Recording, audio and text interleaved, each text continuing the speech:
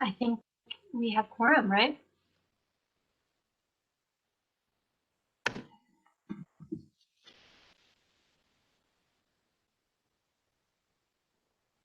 Hear me?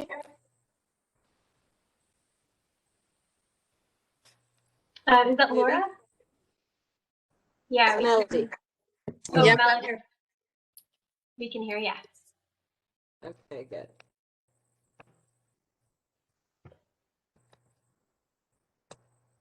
All right, so we can call the meeting to order at 6:48 p.m.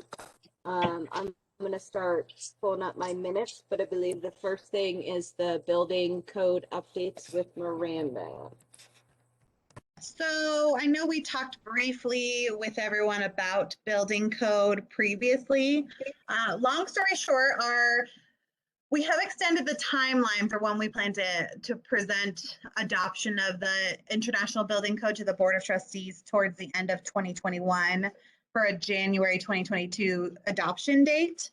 But between now and then, we're really looking to do some research. Our administrative committee has decided that we want to stick with 2018 code. The alternative is to look at 2021, but it seems appropriate to stick with 2018 and adopt the International Energy Code with amendments. So I'm just kind of putting this into Sab's world that we'd like to come before you in May and have a discussion about what's currently in the International Energy Code and the International Green Building Code, and what areas we feel like we want to adjust to meet the goals of SAB in the community related to energy efficiency. So this is just more of an FYI, and also looking maybe for a nod up for or support to bring that back forward before you with Garrett at the May meeting. Are you all okay with that?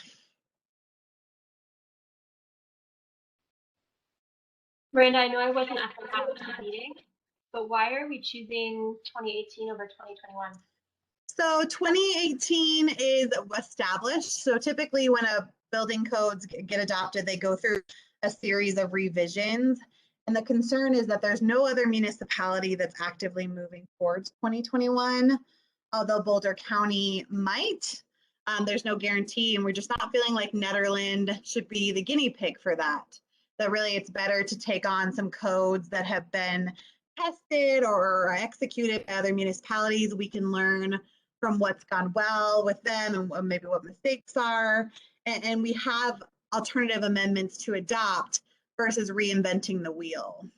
We did talk, Garrett has pros and cons about 18 versus 21 from a sustainability standpoint. He is in support of sticking with 18 and just doing the amendments because we have so many other resources we can go off of in doing that versus kind of shooting from the dark with 2021.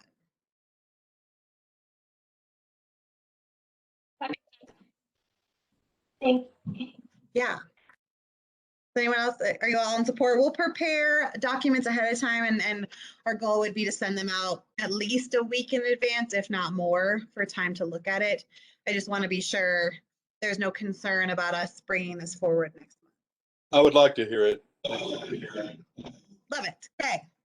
Miranda, who's the main body kind of working on the building codes? Yeah, so our administrative committee consists of myself, Cynthia Bakke, who's our deputy zoning administrator, Chris Pelletier, Rick Hendrickson, fire marshal, Karen Garrity, our town attorney, and then our safe built building contractor, or our code enforcement team. Okay, and I'm sorry because I missed last month's, but what's the current building code that we're on now? We're on 2012 now. 2012. Every 3 years, new codes come out, so we are behind, and 18 would still keep us behind, but we'd only be behind by one version versus the 3 we're behind right now. Mm-hmm. I'm just one thing I would just wonder about when you come back, which I'm totally in support of having you come back so we can hear more about it, is just so many houses in Nederland are just so much older than in many other municipalities. I mean, my house is from the 30s. the house next door is from the 20s. You know, we're talking 100-year-old houses. And so, you know, just as we're considering 2018 code, just being aware that this isn't Louisville or somewhere where we're looking at houses from the 90s. We're looking at houses from the, you know, 1890s. And so it's sort of a different ballgame. Mm-hmm. So anyway, I don't know how you guys are looking at that, but if that would be part of the consideration when you discuss it, I think You that bring up might a be great helpful. point.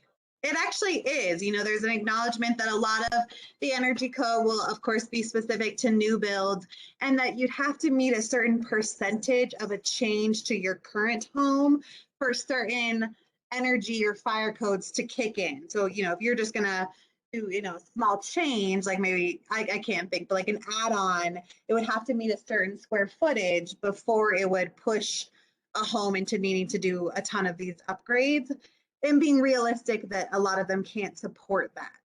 So we do plan to bring forward that information as well as kind of cost. I know that's a big piece for people, is based on the energy code we adopt, how much is it now going to cost to build or update a current home? Thanks. Is there anything else everyone is really interested in? I mean, otherwise we'll kind of do a full comprehensive presentation, but happy to highlight anything else that is of interest. So we can make some recommendations. For instance, like we could adopt that code with and add an amendment for our town, for instance. That's our goal. We don't want, you know, the energy code is fine, but we feel like there's more we can do in Nederland to meet our goals. So yes, we would adopt the 2018 electric or energy code with amendments that are Nederland specific. Yeah, so we could like maybe suggest certain ages of houses, maybe less stringent, things like that. Yeah, that's the great part of the amendment, is there could be areas that we don't include because we don't agree with that section of code, or Right. areas that we enhance because we really want to push forward maybe that specific building code. And that's what we'd be discussing this time after. Yep. Okay, thanks. Yeah, we'd like to discuss it in May and probably June. We realize it's a large conversation, and so just do an initial discussion and then keep working on it. The energy code is the only code we plan to recommend that there be amendments for. We feel that all other 14 books don't need it. So that's where we want to put all our energy into this, and we'll really be looking to Sab to help guide the conversation and offer the recommendations to the Board of Trustees. Miranda, I was just going to ask if we could have some kind of like benefit analysis Sure. for some of these additions and these amendments we could make.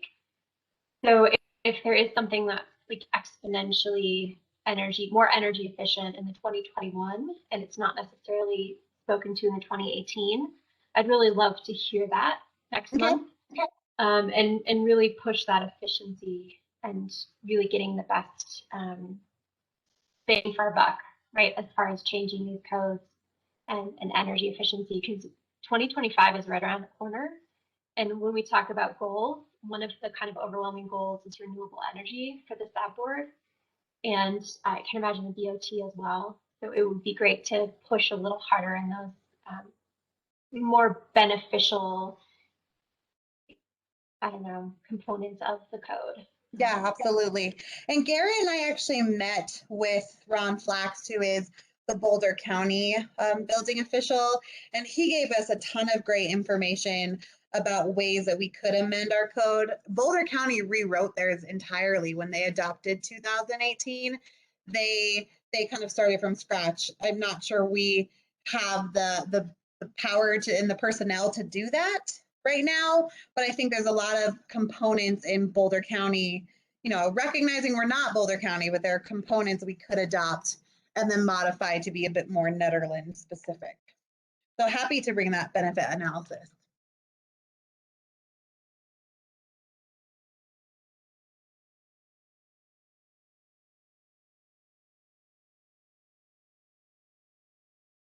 right. I think unless there's more, you can always email me, but if there's not more, we'll send some stuff out in the next couple of weeks. That sounds great, and we'll look forward to talking again with you guys in May. So the first thing on the agenda that I actually skipped was approving our meeting minutes from January, February, and March. Those were linked in the agenda if anyone cared to read them. So I'd like to get a motion for approval of those minutes. Motion to approve the minutes.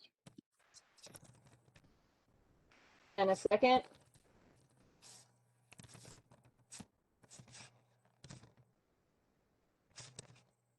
I can second those.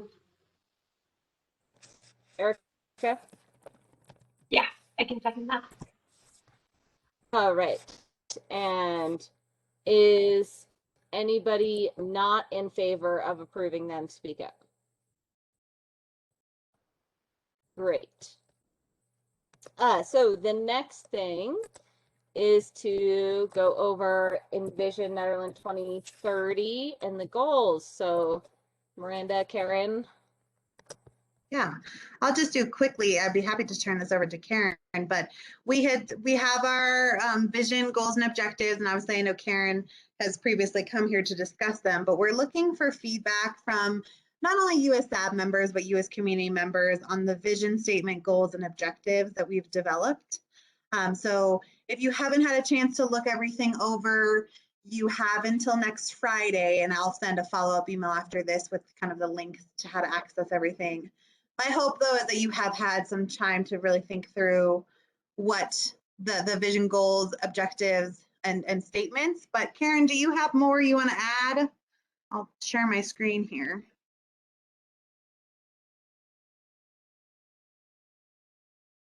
Karen, you might be muted. I think. What you said sounds good to me, Miranda. We have two public meetings coming up, a virtual one on Saturday from 9 a.m. until 11, and then an in-person one. And what day is that on, Miranda? Is that Tuesday? Yep, that's Tuesday the 27th at 6 o'clock. And I can send this information in the email. Kind of our hope tonight was that if you have any feedback already, we'd love to hear it. Otherwise, if you're more comfortable doing that kind of privately one-on-one, like I said, I'll send the link to where you can add feedback into a form on our website. Yeah, so we tried to be comprehensive in the environmental sustainability group. We didn't put a lot of metrics on, simply because we don't have the enough experience, information, data, research in order to be putting those metrics on. So you'll see things like support, ensure, encourage. So they're more like policy statements. And we do have the metrics that we do have in there. There's one for renewable energy, which is 100% by 2025, according to the a statement that was adopted by the BOT. And then there's also one for reducing greenhouse gas emissions, which is the state goal, and that turns out to be more stringent than the Boulder County goal.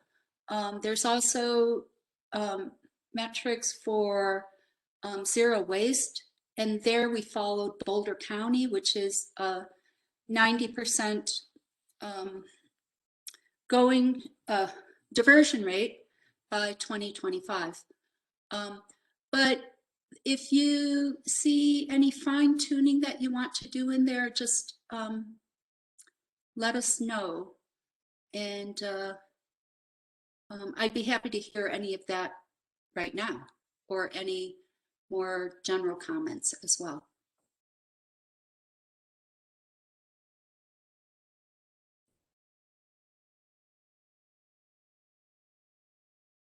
Seemed to me there was a lot of overlap between what your group came up with and what SAB has been doing, and there seemed to be a lot of overlapping goals. So I was encouraged by that. Yeah, what we tried to do was we tried to encompass everything that SAB is currently doing and has plans to do, as well as what we saw in other environmental sustainability plans for different municipalities, Boulder County, Longmont, Boulder. We looked at the United Nations. And then Garrett has been following along on this, so he's been reviewing it as well. So basically, it's your goal to eventually have vision statements that go into the overall Vision 2030 rather than goals and objectives. I mean, or is it going to be more goals and objective oriented? So originally the plan was to develop a strategic plan for everything that the town is doing. That would be vision statements, goals, objectives, action items, responsibility, timeframes. So this month we are focusing on vision, goals, and objectives. And I believe Miranda will be bringing this up to the BOT at your first meeting in May to decide where we go from the goals and objectives. Yeah, Alan, so the plan, like Karen said, and I actually need to adjust our timeline, and thank you, Karen, for that email, is so the second meeting in May, we plan to bring this before the Board of Trustees to see if you actually want us to maybe stop at this phase. And then the plan would be to invest time and resources into the comprehensive plan and use this Envision 2030 document kind of as it stands right now, with some tweaking and some making it kind of one language or one voice throughout it. If you want to keep it as is, and then we look at the comp plan, which would have more of those measurable goals, because that is statutorily required, where Envision is just more of our kind of our long-term views for what we want by 2030. So we'll be looking for the Board of Trustees to give us feedback. The alternative, like Karen said, is we actually turn this into a strategic plan. The concern is that then it might conflict with any future comprehensive plans. So there may be some benefit in leaving it with just goals, objectives, and vision statements, and allowing the comprehensive plan to pick up from here. Sure. Well, it seems like this is one of the best opportunities for SAB to weigh in right now. So I think if any of you see things here under environmental sustainability that you feel is particularly important, now would be the time to speak up. So Miranda, maybe we should scroll through the document. The vision statements, the overall guiding statement for environmental sustainability.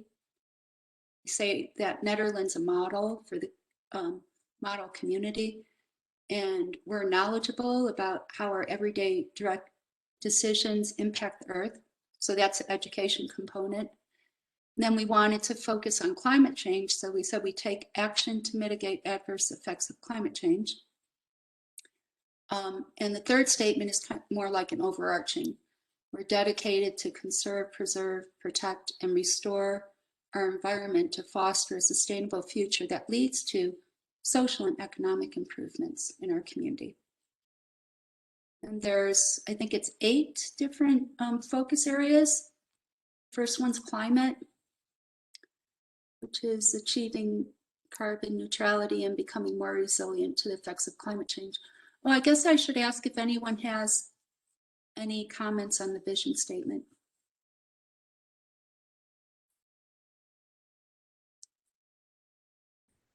All right, then climate, under the climate goal. Oh. I just had a quick question. So, you know, we've got Envision 2020 in the community center on a big board. And it's been, for me at least, a really powerful guiding document leading up to, you know, the last few years on the Sab board. But a lot of those goals in Envision 2020 were similar to this.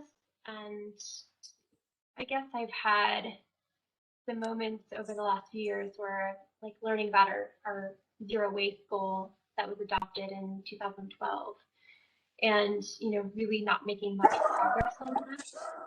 And then kind of looking at this Envision 2020 list and realizing like, you know, how far have we come, right? We have made some progress and we have accomplished some goals, but how much has the Envision 2020 informed this vision, the 2030 vision? So the intent is for this 2030 document to align with the comprehensive plan, which encompasses Envision 2020. So I'm not sure if that answers your question. Were you asking like a status on Envision 20? Well, and maybe I can, Erica, one of the first assignments of this committee was to actually look at Envision 2020, just to kind of assess where to determine how that kind of fed into the SWOT analysis that Sab did and the community did, as well as kind of the comprehensive plan. So it has been a part of the conversation, but I know there was an ask of if we evaluate where we left off on Envision 2020, and the 2030 Advisory Committee has not done that.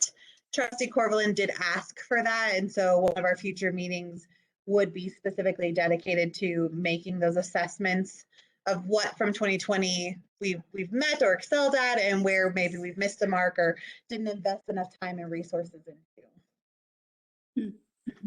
I think that explains it really well. So that would Yeah, that was helpful, Miranda. Thank you. And thank you, Karen.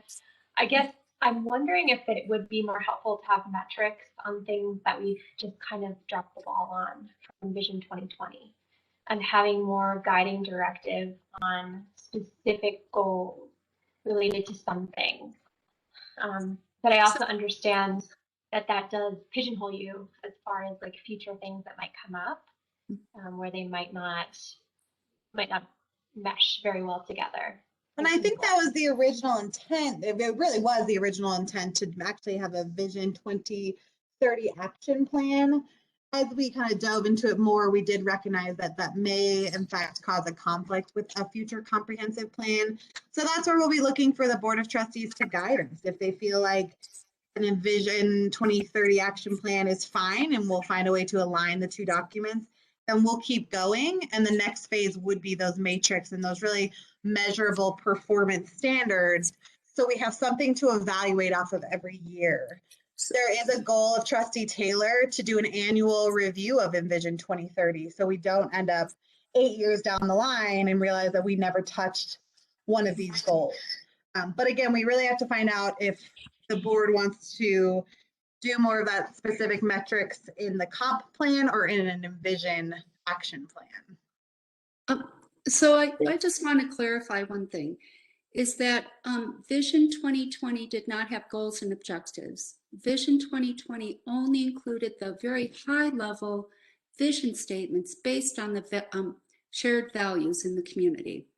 So there were no metrics, there were no goals and objectives. The metrics are in the action plan of the comprehensive plan, and the comprehensive plan is built on all the other plans in the community, primarily the vision statements. So, and in Vision 2020, sustainability was really a core principle for those vision statements for the comprehensive plan. So in order for us to have metrics, we're just volunteers that have no expertise in these areas.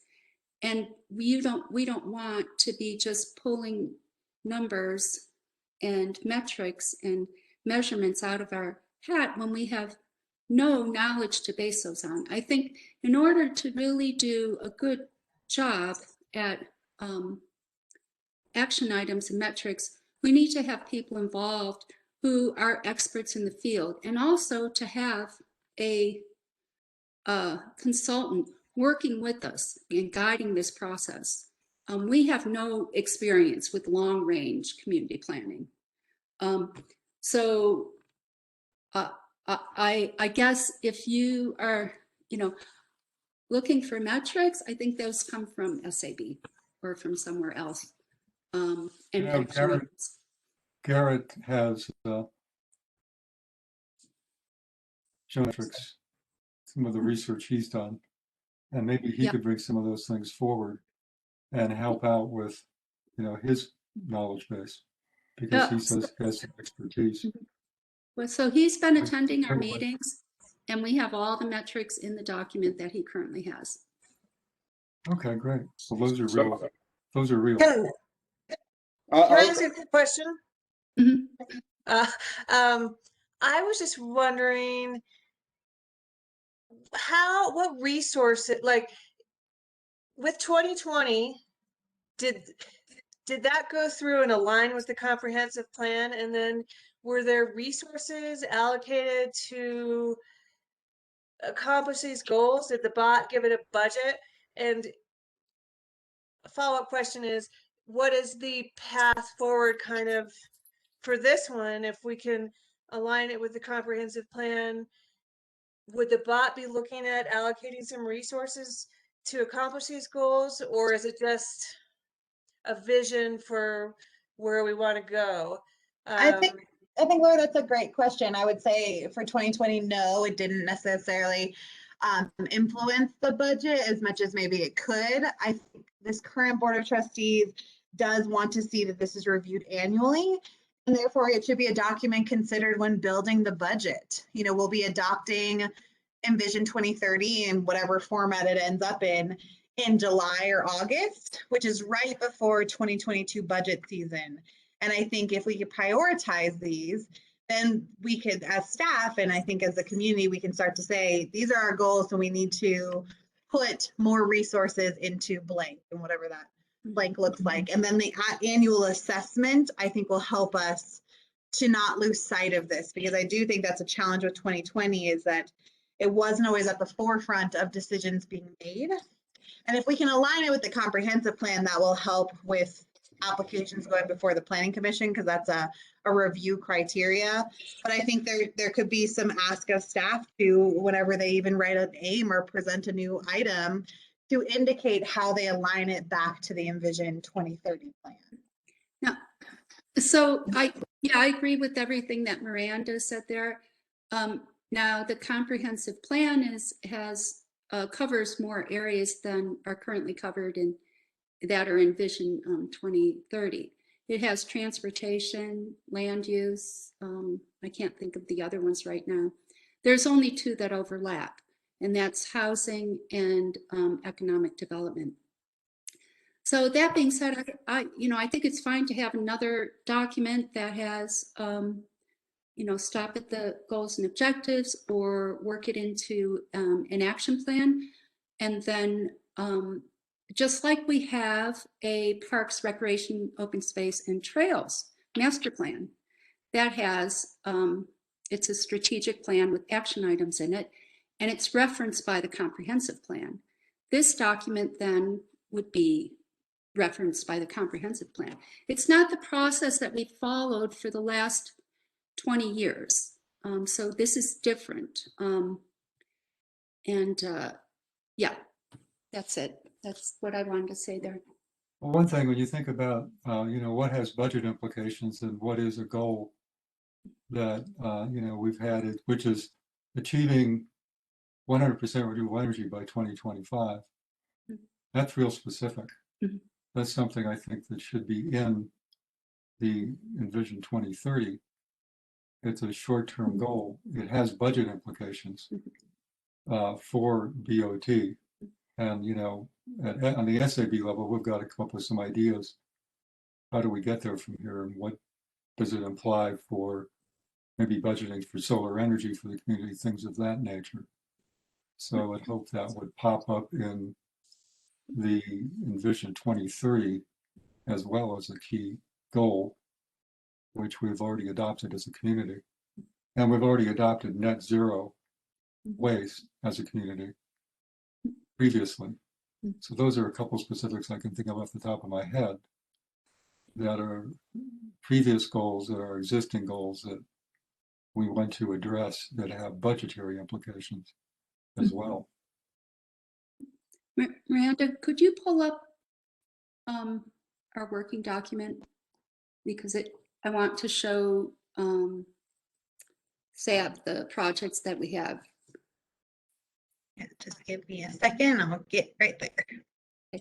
So we started working on an action plan. So we identified projects and initiatives to achieve the goals and objectives. And these are just a list of proposals that we'd need to really look at in a lot more detail. But we do have some things for the 100% renewable energy. Is that in the action plan? Yeah. And I can send this to afterwards so everyone can see this, but up here before is just some feedback of the document we're just looking at, but Karen's referring to matrix, and then we go down to initiatives and projects. Right. Initiative and projects, if we go to the, keep scrolling. Where's the 100% renewable? I think there it is, energy and buildings. Okay. So those are the ideas that we've come up with. We don't think that with the current plan in place for 100% renewable energy that it's achievable, even in 10 years. So we suggest first make a plan based on the current plan. It may not be achievable, but we can certainly do everything we can to get there. There'll be real benefits in doing that. And then Solarize Med, the renewable energy strategies and data inventory tracking.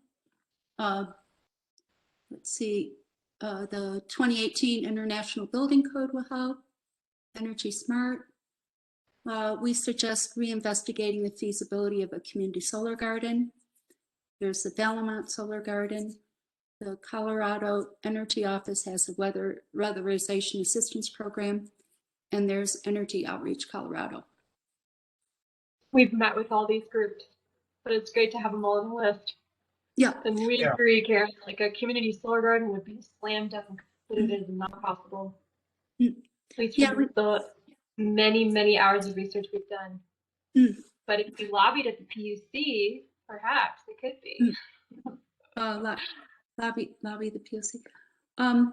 Yeah. So we tried to be comprehensive. So maybe this is worthwhile to have everything in one place for what we're doing with environmental sustainability. Well, it's good to let people in the community know what our goals are and how we hope to get there. Yeah, this is a good reminder to you, Alan, that we need to make what we've done and like what we've found in the years of work that we've done on energy options in Netherlands, like visible and like front and center for people, because that's where we're going to get people that think outside the box, you know, and can help us answer some of these problems we have, some of the challenges we have right now. Yeah. So it'd be cool, Karen, to take this list and like really flesh out all the ways that we've explored these options or worked with them already. Oh, okay. Maybe I can work with you and with Garrett on that to add some more information. So Karen, you're going to send us a copy of this document, or Miranda? Miranda. I can send you a link to it so you can see this document, and then I'll include that PDF of that we were just looking at. So It'd be good to have a mechanism for us to give Karen feedback. Oh yeah, for sure. Add any comments to this. I would just say do it in a suggesting mode. But this is our working document. And to get the suggesting mode, you'll just go to this. If you're not familiar, just go to this corner icon and make sure you click on suggest. Yeah, I was just going to say in this conversation that I would like to see energy storage being some part of the goal, just because that's the way the world's moving, and that gives us a lot more. Energy storage is the key to all the sustainability stuff and the solar and wind and all of it. Yeah, I think that's a really good point, Reed. And we have the storage system for the community center. So that's something we already have for one piece of the community. Yeah, that's a great point, Reed. Thank you. Pardon me? So I just said that's a great point, Reed. Thank you. Yeah. I think as I'm hearing all this discussion and I'm thinking about, how we worked with CC4CA and the really kind of coalition building, I think that adding into either the vision or the goals that we want to partner with other communities that are also fostering environmental sustainability to really share education, share what works, and continue, fostering stuff like that. Yeah, that's a good point. And CC4CA, they're pushing the community choice energy study sponsored by Edie Hoot, and I'll be testifying at a House committee a week from today. So hopefully we get that study done so we can keep moving in the direction of communities potentially being able to purchase their own energy wholesale rather than just working with Excel. So that's an example where it gives us another avenue to get to 100%. And we have 37 communities in the state that are trying to do similar things in CC4CA. Mm-hmm. And how would that help Nederland reach the 100% renewable goal? Well, it's only a study bill right now, but we need to get the information and the data to see, is it realistic for the state legislature to pass this community choice energy program where we, Nederland, could buy our own solar energy without having to get Excel's permission and save some money doing it. But it's a legislative solution. So working with CC4CA to get legislation to give us more energy independence. Alan, Yeah. That's what Boulder is trying to do, the city of Boulder, right? You're following their model? They're certainly supportive of the CCE as well. Right now, they gave up on their own utility, but this is a way that you can get energy without creating your own. Yeah, Reed, Boulder Although, has stopped their push towards municipalization. They are going to stick with Excel. And for better, for worse, it's like push the dial a lot further for us and been able to negotiate a lot more with Excel as far as renewable energy faster than what they had planned. But in some ways, it's a loss, right? Because Boulder could have been 70% renewable in 2 years, maybe faster on their own. But this CCE, Alan, can you explain to me, would it allow us to actually build our own solar garden? Will we still have to purchase from someone? Could we actually produce our own energy, or would it still limit us in that? well, it's aimed at buying energy wholesale rather than retail. And, I don't know all the details, but I think what this bill does is studies the options for communities and looking at what has happened in other places where this is in place and seeing what the advantages and disadvantages are. So hopefully we can take advantage of it, however that manifests itself. Owning our own solar garden, buying into a solar garden, whatever. There have been some opportunities. We of course got into solar garden to cover our town utilities, which was great. But then the next one, Jack's solar garden, was a premium solar garden, so we couldn't afford to do anything with that. Hey, Alan? Yeah. I hate harping on the battery storage thing, but you know, if we invested in some batteries, then you would still buy from Excel, but then we could buy at the cheaper wholesale level or the off-peak rates, the cheaper rates. And then you have control over your power. And if you are able to then get permission to buy it from someplace else, then you still have control.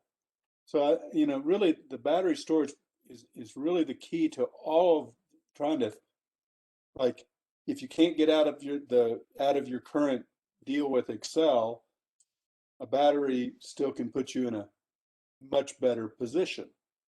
And then it enables you, when you are ready to get out, to still be in that better position.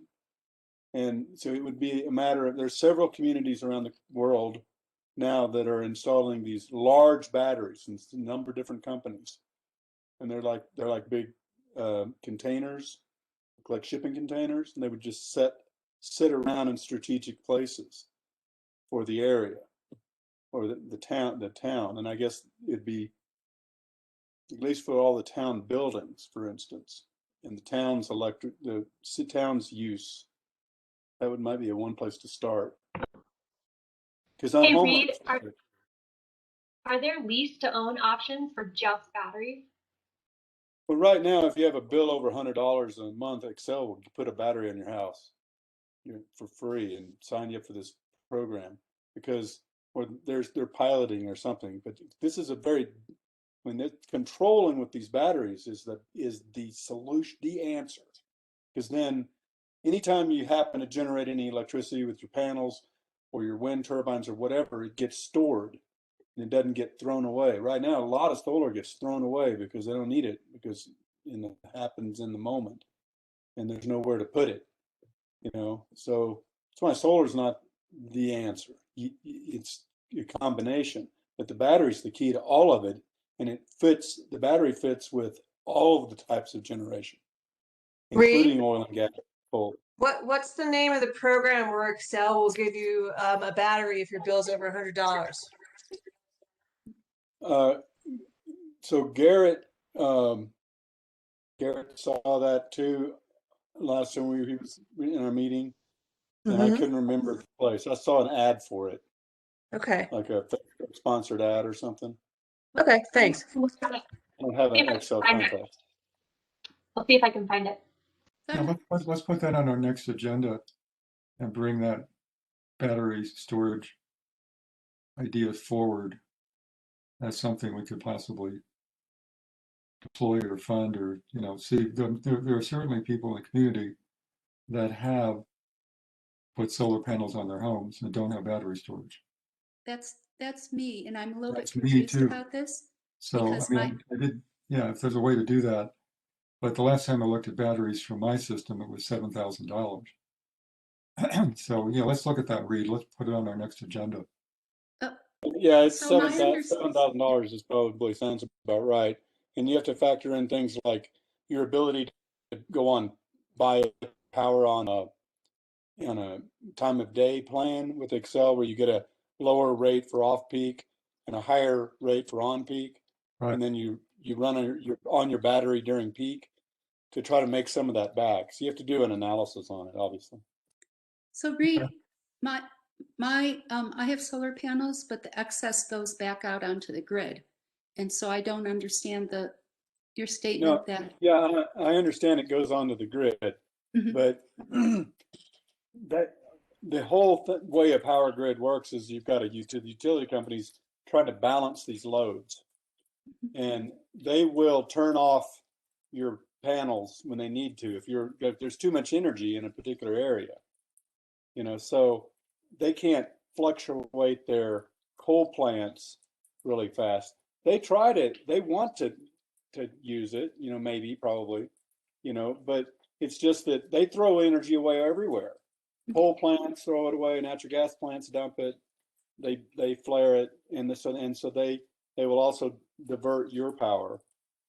And Yeah, as far as California has had huge surpluses of solar.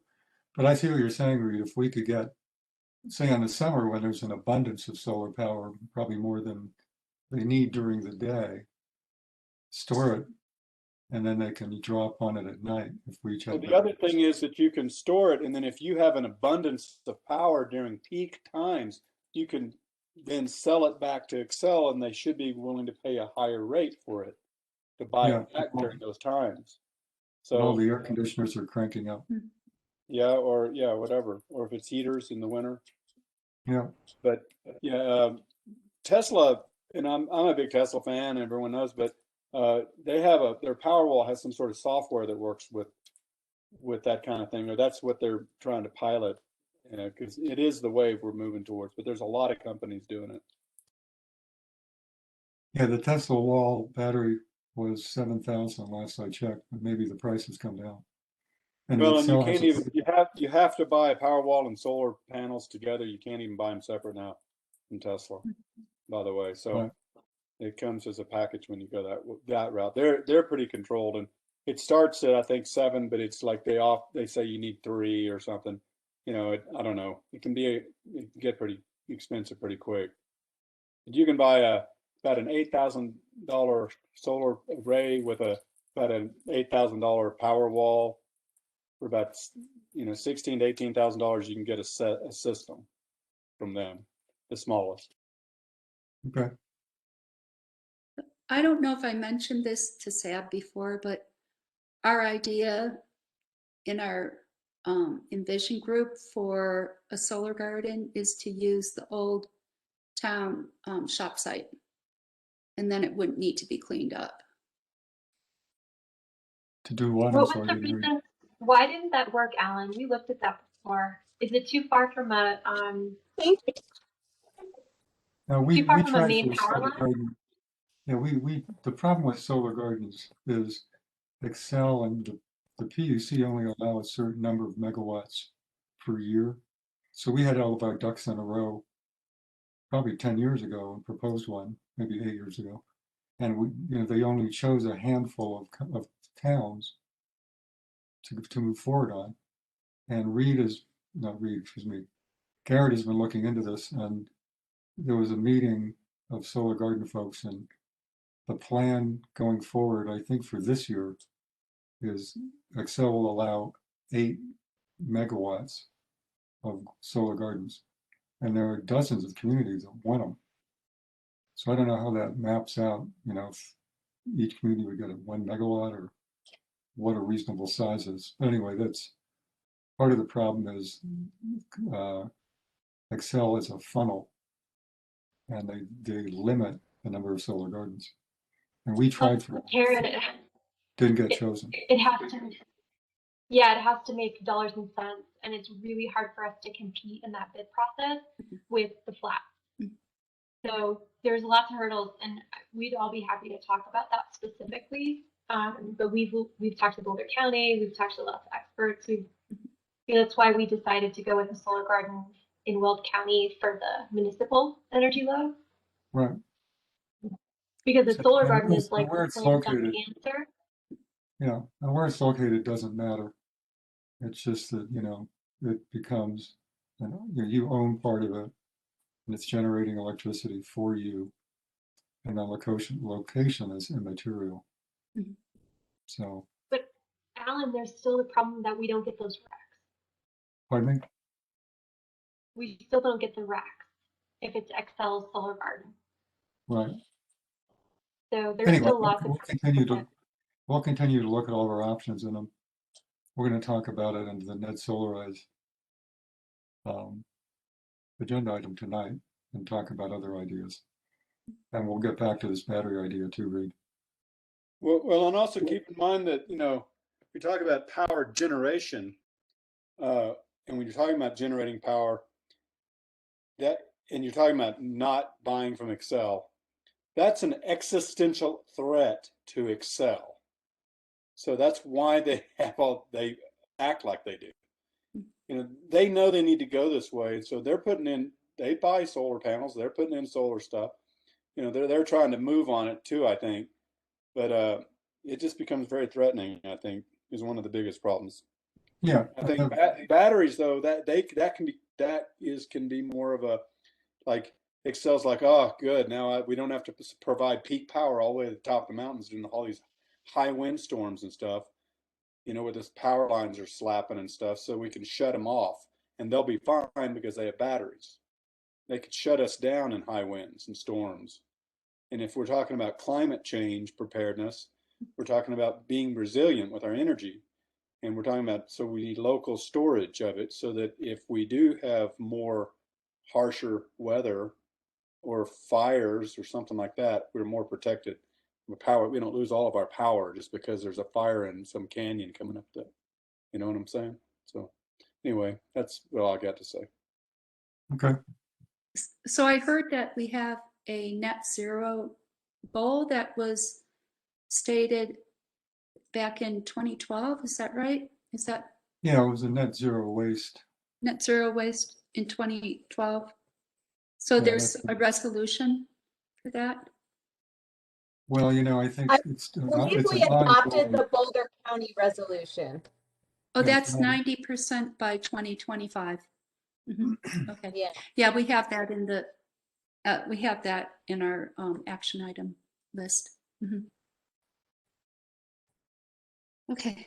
Well, and that's another area that, we're running into issues with legislation is not being able to ban plastic, not being able to ban styrofoam, those types of things. So that's another thing that CC4CA also, has looked at working on is how can we let communities, really reduce these substances. Yeah. Yeah. Is there anything else on Envision 2030? I have a lot of, I've taken some notes and I'm going to go back and update our working document based on those notes. So if something comes up later, you can let me know or put a comment on that working document. And I'll send all the information right now to everyone about how to provide that feedback. Thanks, Karen. Okay, thank you. Karen. I'm going to stay, turn off my video, but I'm going to listen for the rest. Okay. Thanks, Karen. You're welcome. Great. So the next thing on the agenda is to look at the Sab Goals Questionnaire that Erica sent out. I'm not sure how many responses you ended up getting, Erica. I have a few.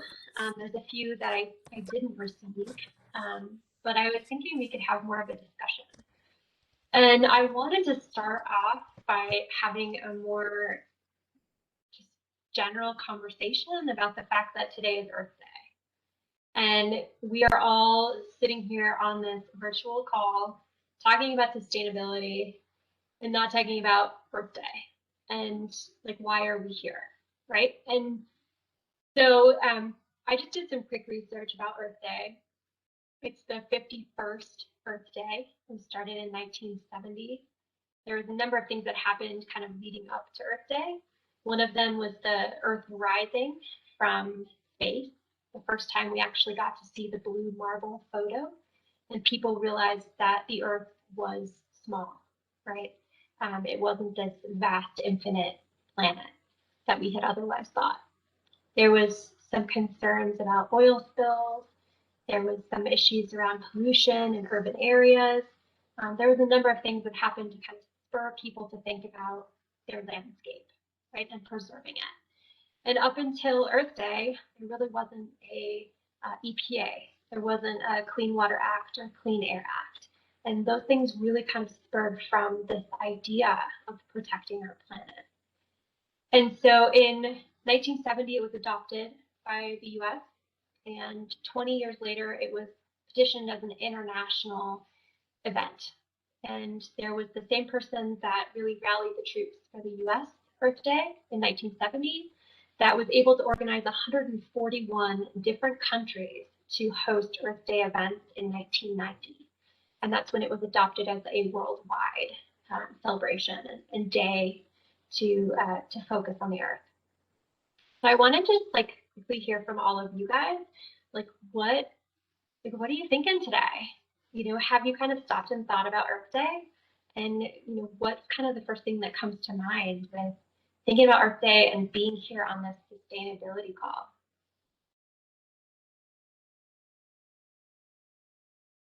Well, I'm glad to be on an SAB call on Earth Day. I think it's very appropriate.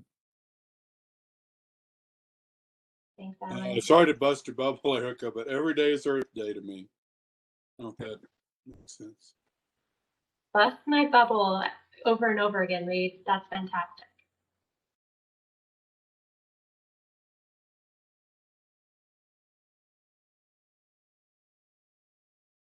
I was thinking today about the initiatives as a country that we're hopefully going to take on, the environment, sustainability a little bit more or a lot more seriously than the past few years, and just generally focusing and trying to deal with.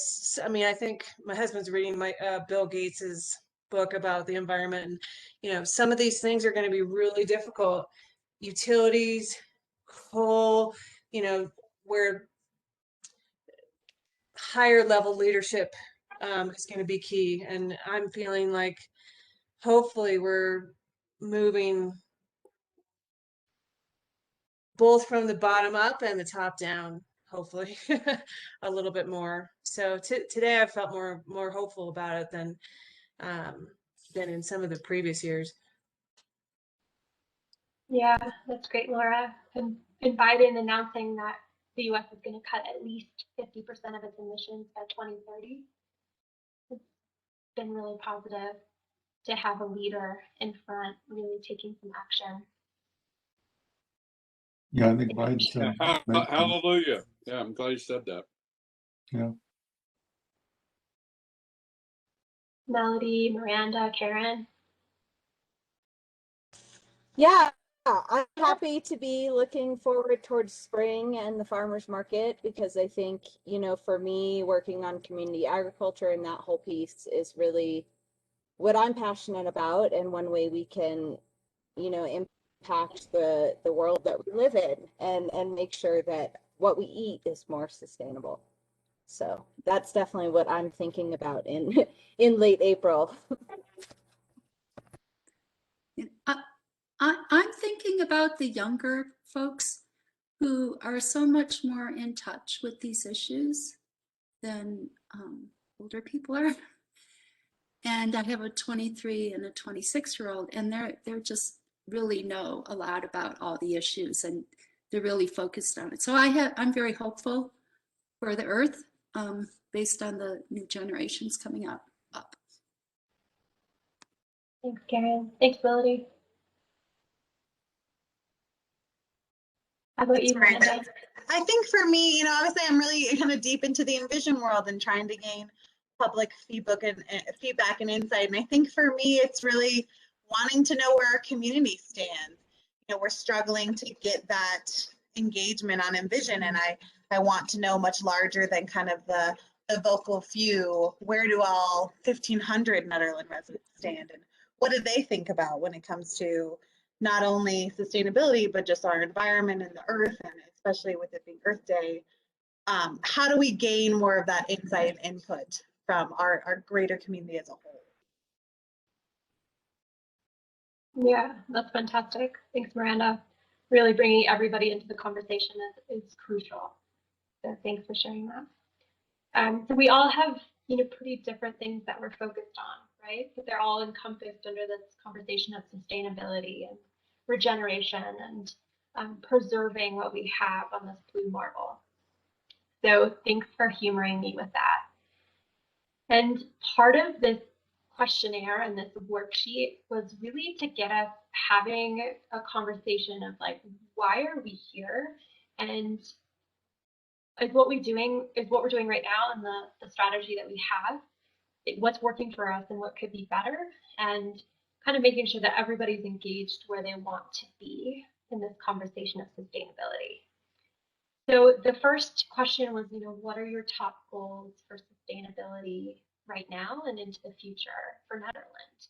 And the people that I did get a response from, their response was renewable energy and infrastructure. So I just wanted to ask those of you, Karen, Reed, Miranda, kind of what do you see as your top goal for the SAB?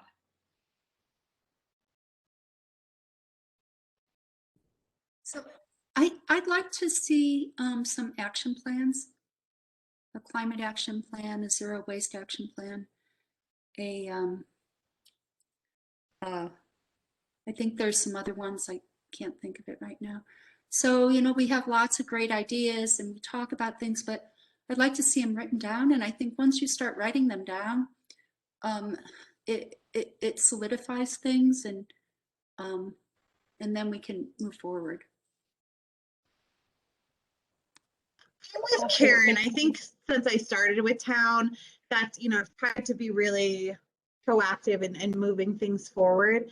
And I'd like to see that. And I'd also, just maybe keeping it in town staff's minds of how we can also support SAB in moving things forward and seeing more of that collaboration. I mean, obviously I know you have myself and Chris, but how can we better support in making those action plans and helping to put stuff before the board and make it a reality in collaboration with SAB. Yeah, I think it's a good point, Miranda. I think maybe we should have a employee recognition program for, collaborative work that helps the environment and sustainability. Yeah, I mean, I think obviously we know Chris is amazing and it's always in the forefront of his mind, but there's all different departments. And so I'd like to see that it's bigger than public works. What can we do? Like the police department, as Larry's looking into new vehicles, I realize that electric vehicles may not be today, but is that a 5-year plan that we can work for? And it's not just centered in what Chris is working on in the grants he's going. Yeah, I don't know, that Model Y might be today, and there's a company that makes a police app that goes with it with the lights and stuff. So there might, a Tesla Model Y would make a really good police car. Yeah, I mean, no trustee Taylor's been in touch with Larry, so I'm not saying it's not in his forefront, but I would say of our town staff, we know that Chris is definitely a champion of that. I would like to see that is highlighted by everyone, and it sounds like historically staff used to be required in our aims to say how our project furthered goals and furthered maybe sustainability goals, and I feel that we've moved away from that. And it would be nice to put it back on town staff as we present things to indicate how we're tying into larger goals, whether it be in vision or the goals that SAB has. So I'd like to piggyback on what Miranda said there. What I've been thinking about is how the town can be a model for the community. And so that a model of sustainability for the community.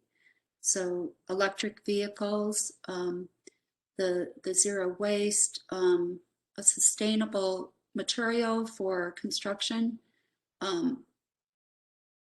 They're not using toxic synthetic herbicides and pesticides. There's things that the town could do that, we can't really legislate that private homeowners do and business owners, but they can be a model for the community. It's something we can say our town operations will have these, certain sustainability requirements and be a model for the community. And in terms of the goals for the SAB board itself, I think that a good goal would be for the SAB board to look at the town's operations and try to help, take on projects to figure out a particular type of a change, whether it's the type of way we're fertilizing our flower beds or whatever it is, and that the town works with us. And when we help the town with maybe some research and education and stuff like that they don't have the legwork for. And that would seem to me a little more solutions oriented method. Then we create the model, like she said, for the community. we model the behavior we want trying to receive, get. That's what high school teachers do, theoretically, and parents. Good idea. So do you guys think that that should take precedent over renewable energy? Or do you think that that should be something that is like one of these three goals? Well, like getting the town completely on renewable energy, like if that, maybe that's something you would take on as like to spearhead solutions specifically for the town. Like, what would that look like? I mean, I don't know what that would look like. And I'm not saying that that'd be your thing. I'm just saying that someone one or two of us would try to come up with very specific suggestions to the town, not just vague, try to do this, but like go out and like get proposals, get engineering people to look at stuff. You get technical salespeople to look at stuff. If you're trying to look at solar or something, putting solar on the town buildings, what are our options there, for that or whatever it happens to be, whatever the project happens to be.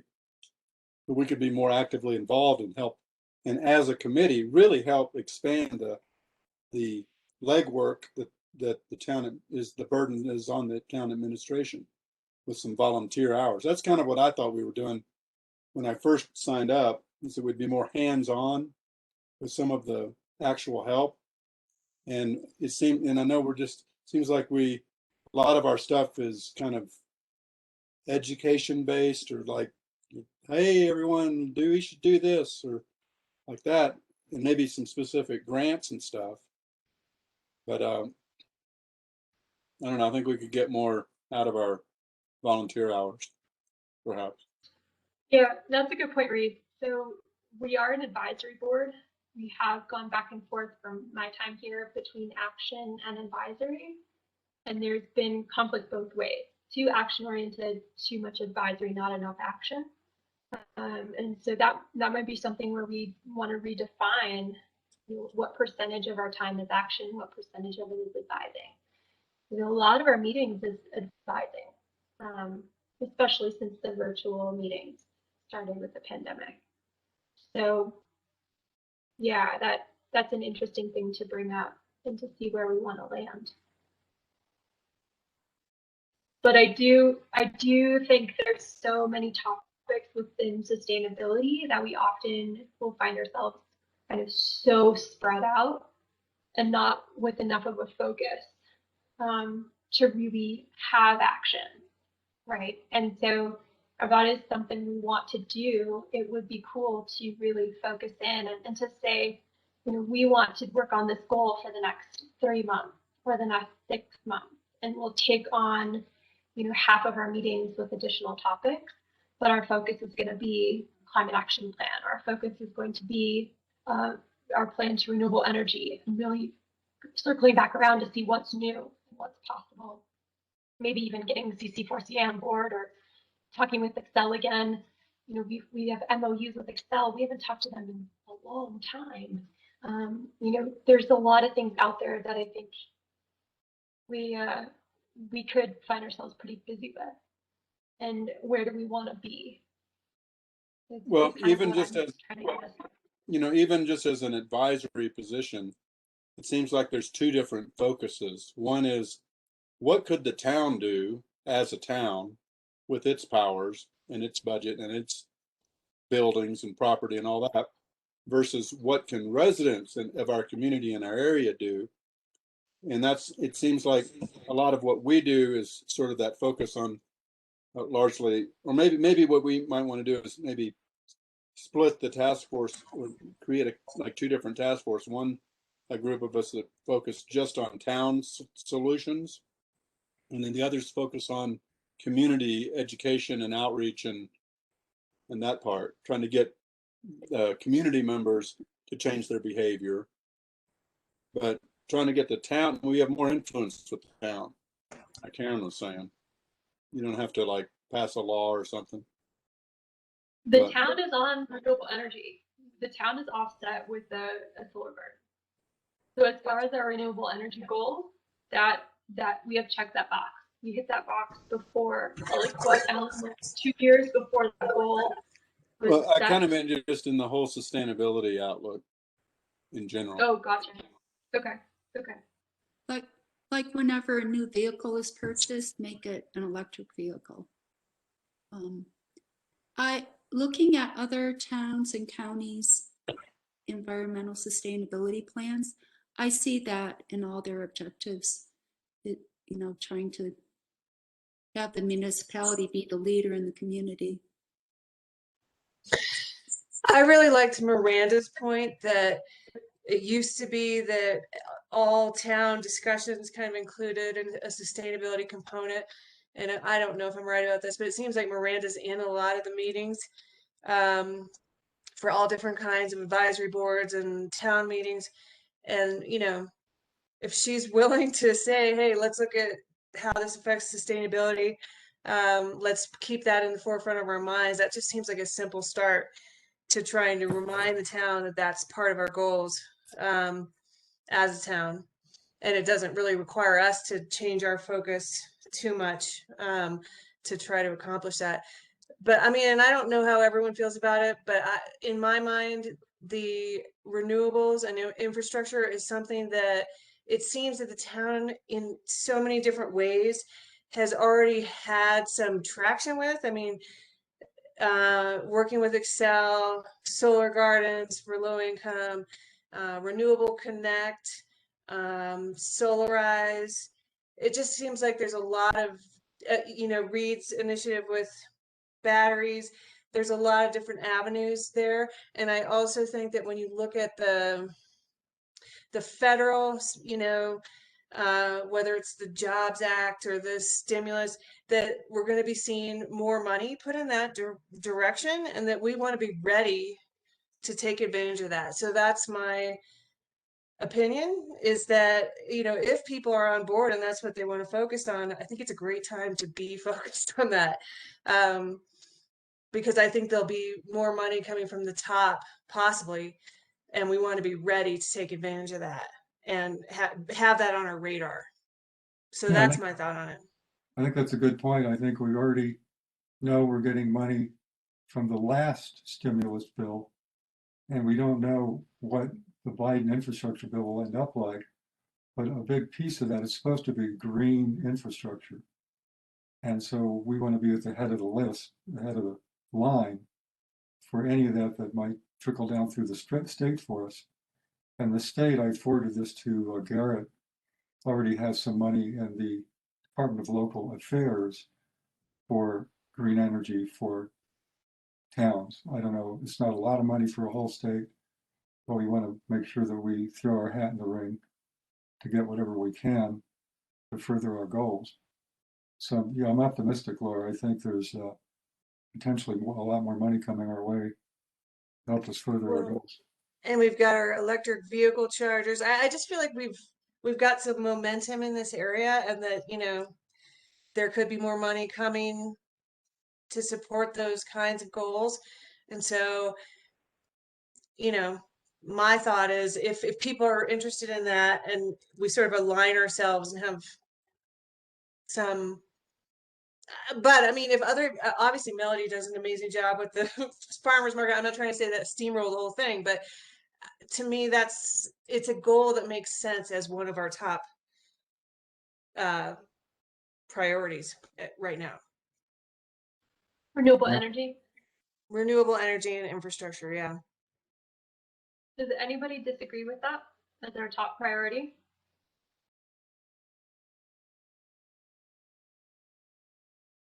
Could you What are the clarify? things? I totally agree. Could you clarify the infrastructure? I understand renewable energy. I'm not real clear on the infrastructure. To me, I think of the infrastructure like, the electric vehicle chargers, even like the batteries, just different ways of moving that forward. They're related, and I'm not an expert in this stuff. I just am telling you my opinion. So Would it include like a town shuttle? a town shuttle, like to where? Just around different places in town, the high school, the elementary school, Wild Bear Nature Center, the new one, Eldora. That's part of infrastructure. That's all part of that. Any kind of transportation, Okay, any kind of energy storage. It Okay. has just the what our town's made out of. okay. You know, So, and so it would be also be like the waste treatment, water. Okay, okay, I got it. Yeah. Yeah, I think so. Thank you. Right, Karen. composting, all that. Anything we want to try to do our own composting locally, which is I think a very interesting idea. I'm not the one to spearhead it, but I think I'd be excited about someone doing it. Oh, side note, Reed, I just talked to Brian at the transfer station, and he said he brings 3,000 tons of compost down a week. Maybe it was pounds. Pounds would make more sense. That bin he dumps a week, brings it down to Boulder, and if he misses a week, it'll be overflowing. They can't take compost. And he was saying that he was explaining how they compost that down in Boulder, but that there's a good chance that they're actually going to put a compost facility in Nederland, so that there would actually be something at the transfer station or nearby. So we wouldn't have to drive it down, and it would be easier access for us to actually get that dirt once it's become fully composted. So I thought that was super cool. That was just this week talking to him. yeah, that's impressive. Yeah. 'Cause we had zero 10 years ago. Not zero, but you know, a lot less than that. So Yeah, it's cool. Cool progress for sure. yeah, and I do think the farmers market Okay. remains an important priority. Farmers market. And Melody, do you feel like we need to make the farmers market an important priority? Because Kip picked up my daughter today for school, or yesterday, and he was telling me how many new staff you guys have and just how well that machine is rolling. Yeah, I think we're doing great. I think where we still need support is really just it's not contradictory to renewable energy being our main goal, because I think what we need help with is you guys to be there and engage people and tell them, hey, this is what we're doing. You know, we want Sab and town to be there and share with the community what they are working on and what townspeople can do to change their energy use and this whole storage thing. You know, maybe it's at the farmers market we can get a sign up sheet of 30 people that want to bulk buy batteries or something like that, you know. So I think it's more about partnering with the farmers market, not so much supporting us, you know what I mean? Well, you know, the farmers market is selling energy for our bodies. I don't know if you heard me, but the farmers market's selling energy for our bodies, and it's renewable energy, right? So I would say it aligns with our goal. It's sort of Yeah, infrastructure. it's not on fossil fuel, selling local food. So in the SWOT analysis, I collated the results for environmental sustainability in parks, recreation, and open space, and the farmers market is very popular. People really value that, so I just wanted to put that out there. Yeah, that's Melody. I mean, it hits so many topics, right? Builds community, great for, you know, communications and models, sustainable ways of being. You know, it hits all the signals. Yeah, Welcome, and as Garrett. the farmers market continues, yeah, welcome, Garrett. And you know, as the farmers market continues to offer education and to be able to partner with the town and do that, that's what puts us as the farmers market in a good place for continuing to secure grants and continuing to be successful. And so really having that community engagement piece does support us, and it's a great outlet for SAB. Yeah, Melody, I guess can we just ask now, like, if you ever need something from us for the farmers market, please come. Like, I would love Sab to be one of your top places to ask. And I know we just got the volunteer sign up list from Michelle that was sent to the Sab email. But if you ever need anything else, please just like come. You know, we're ready. We're here to support whatever the farmers market needs. Yeah, definitely. Yeah, and you know, as you mentioned, we've got some great new board members now that are really supportive, and I think are going to take us in a really good direction. We're finally able to start, you know, paying some staff and building up that, so that's really exciting. And hopefully all that just continues to grow. So what do you guys think? We've got kind of our first priority, which encompasses a lot. As far as the second goal and third goal, there was some differences. So I know, Alan, you talked about net zero waste and really attacking the waste component.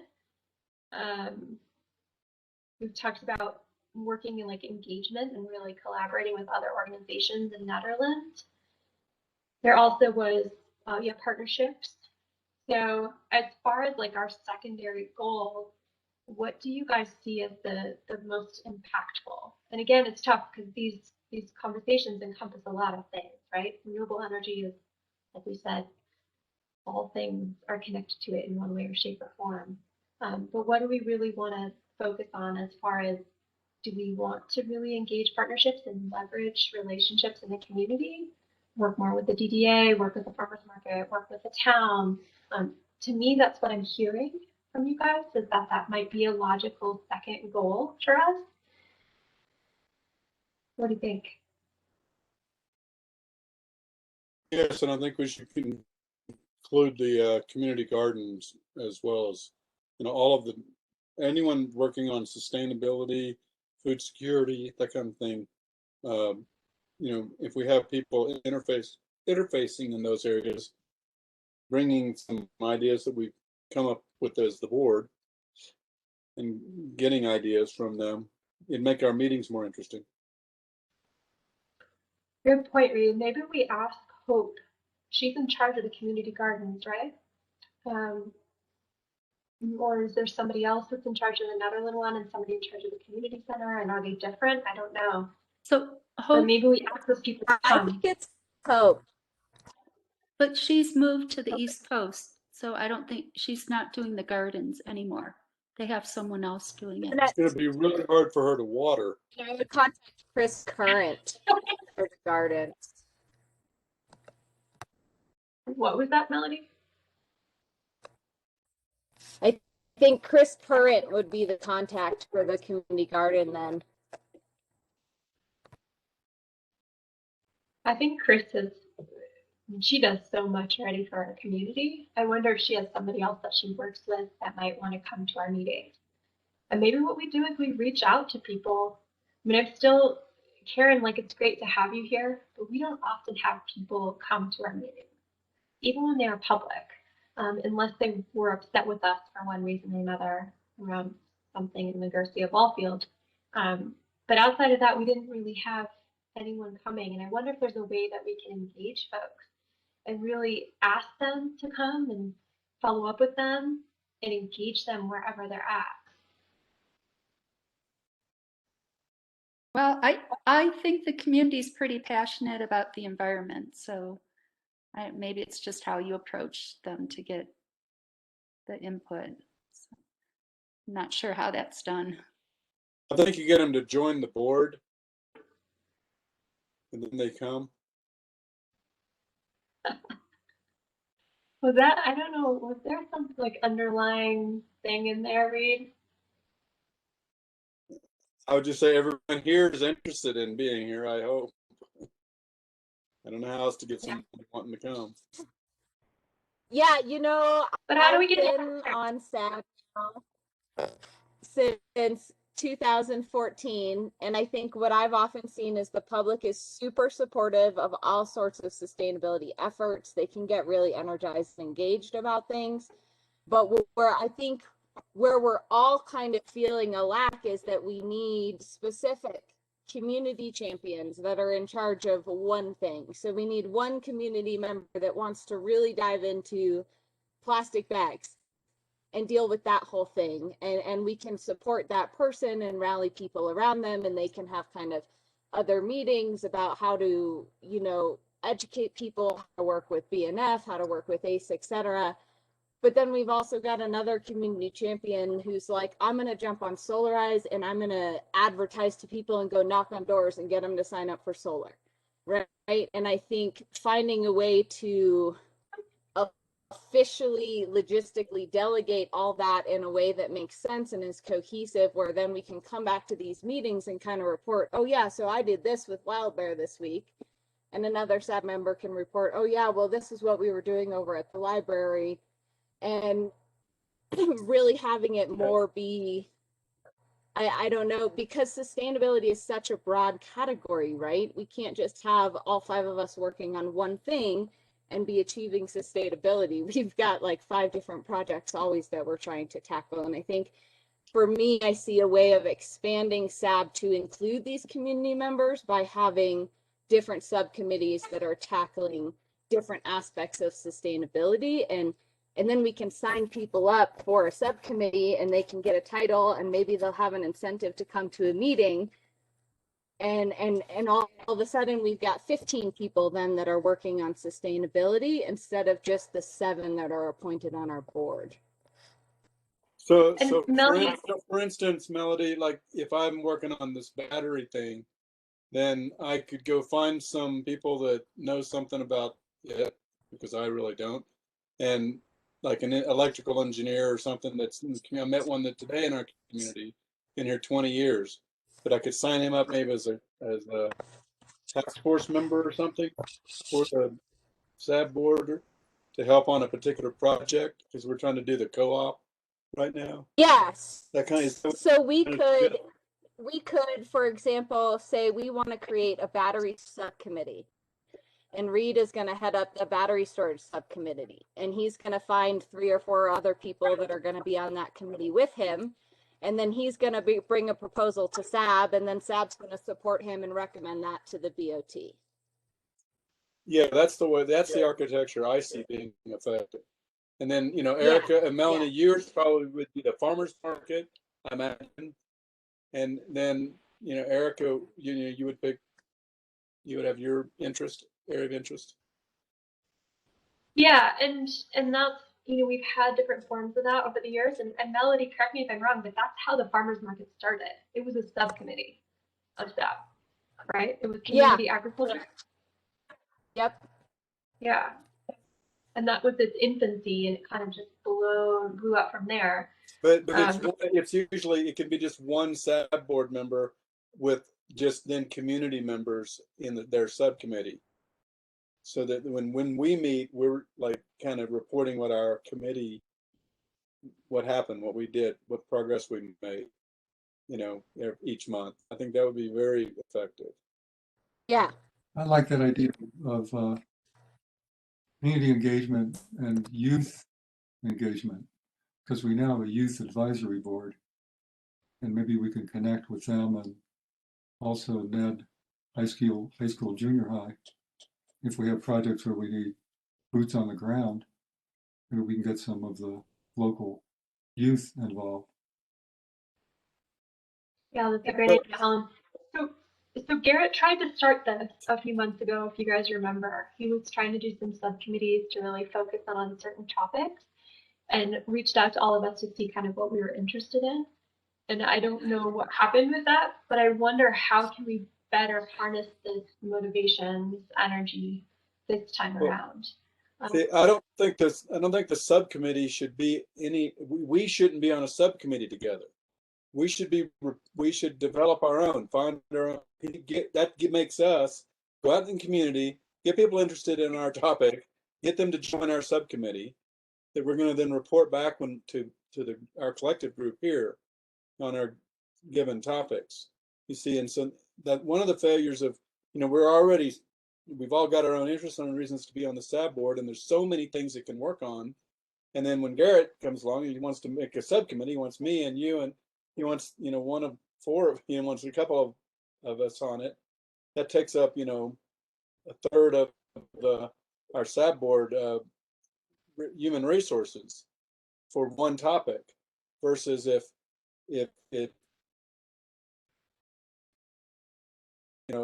like me as an example on the batteries, if I'm in trying to get in the co-op and get business to adopt them and work and help with that effect. And so if we have a structure in place within our board, how our board works, then I'm sort of empowered to go out and get people to help me, and it helps stretch our influence into the community and gets more community people involved, and then naturally they'll be more involved, and we'll build it sort of organically.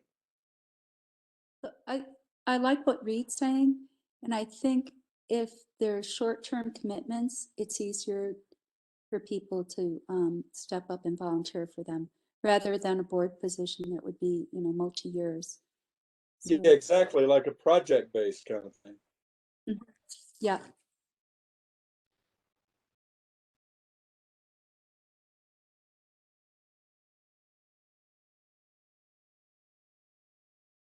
I like it. It sounds good, and it's a good way to engage with other folks in the community and maybe other boards. People overlap with interests. Yeah. What's your area of interest, Laura? Well, when I did the goals sheet, the things that I mentioned were the renewable energy and the infrastructure related to renewable energy, creating wider participation by creating connections, and then kind of looking upward towards, legislative or federal and state and county initiatives, and making sure that our voices are part of that, the conversations on a bigger level. So those were the three that I put down.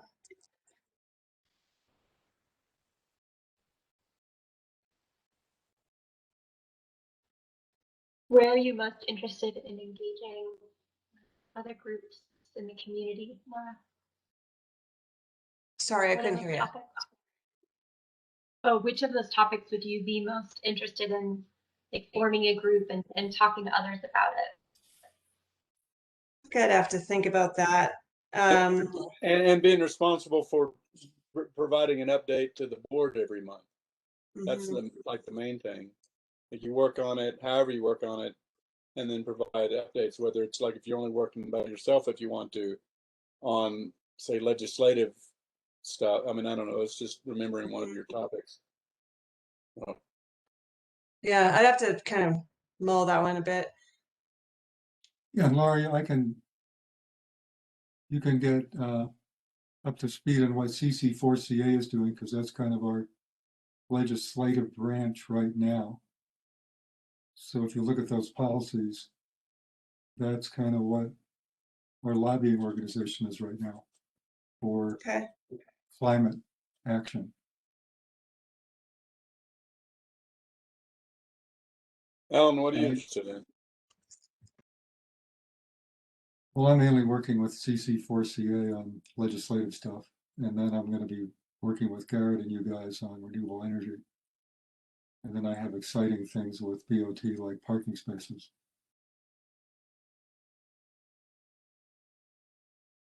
We'd like to spend 3 or 4 meetings talking about parking spaces. That sounds very exciting, Alan. But it's Hey, I was better going to tell you guys. When I was in Fort Collins, we had 6 hours of meetings on leashing cats. So it can be worse, but parking is leashing cats. Leashing cats, yeah. Pro, against, or just general observation? Some people wanted cats on leashes because they kill birds. So we just put the birds in the cages so the cats can't get to them. That was one solution. It's hard to get a robin in a cage, though. Anyway, it was a long discussion. But you know, Karen's idea of a shuttle like was a little interesting because, you know, and I think it's hard with winter for people to walk or ride a bike or things like that. But Eldora bought an electric bus with their shuttle bus, but it cost a lot of money, and they couldn't use it this year because of COVID.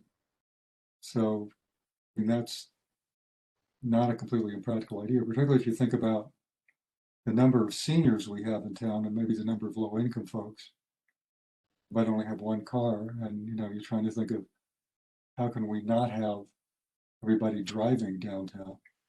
It's an interesting idea.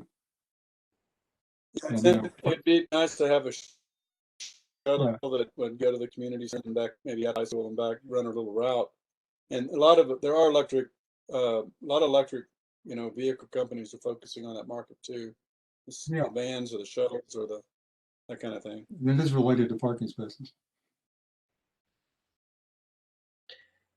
I just wanted to share with you guys, I'm starting a program at Western. Actually, the program that Garrett is about to graduate from in just a couple of weeks, which is pretty exciting. But I'm Congratulations. I'm doing a degree in sustainable and resilient communities. So I could overlap some projects with Nederland and with the Sab. It'll be interesting to see kind of how that unfolds. But I'm really excited to kind of take that program and really help amplify some of the things that we're working on locally. Right. Yeah, if you take a Netherlands focus on that, then that would be I think it'd add a lot of richness to our meetings. You know, you're reporting on that kind of thing as you're going through projects and stuff, using us as your or guinea pig or whatever. Yeah, that's what I'm hoping for. And Garrett is about to graduate. What did you say, Garrett? Like 2 more weeks and you're done with school?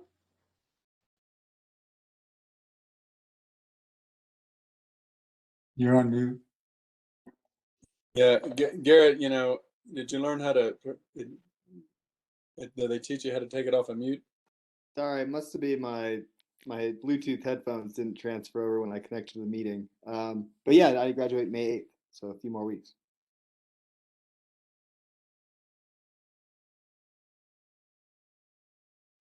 That's great. Well, anything else to add to this? I know we have one other thing that we want to cover for tonight's meeting.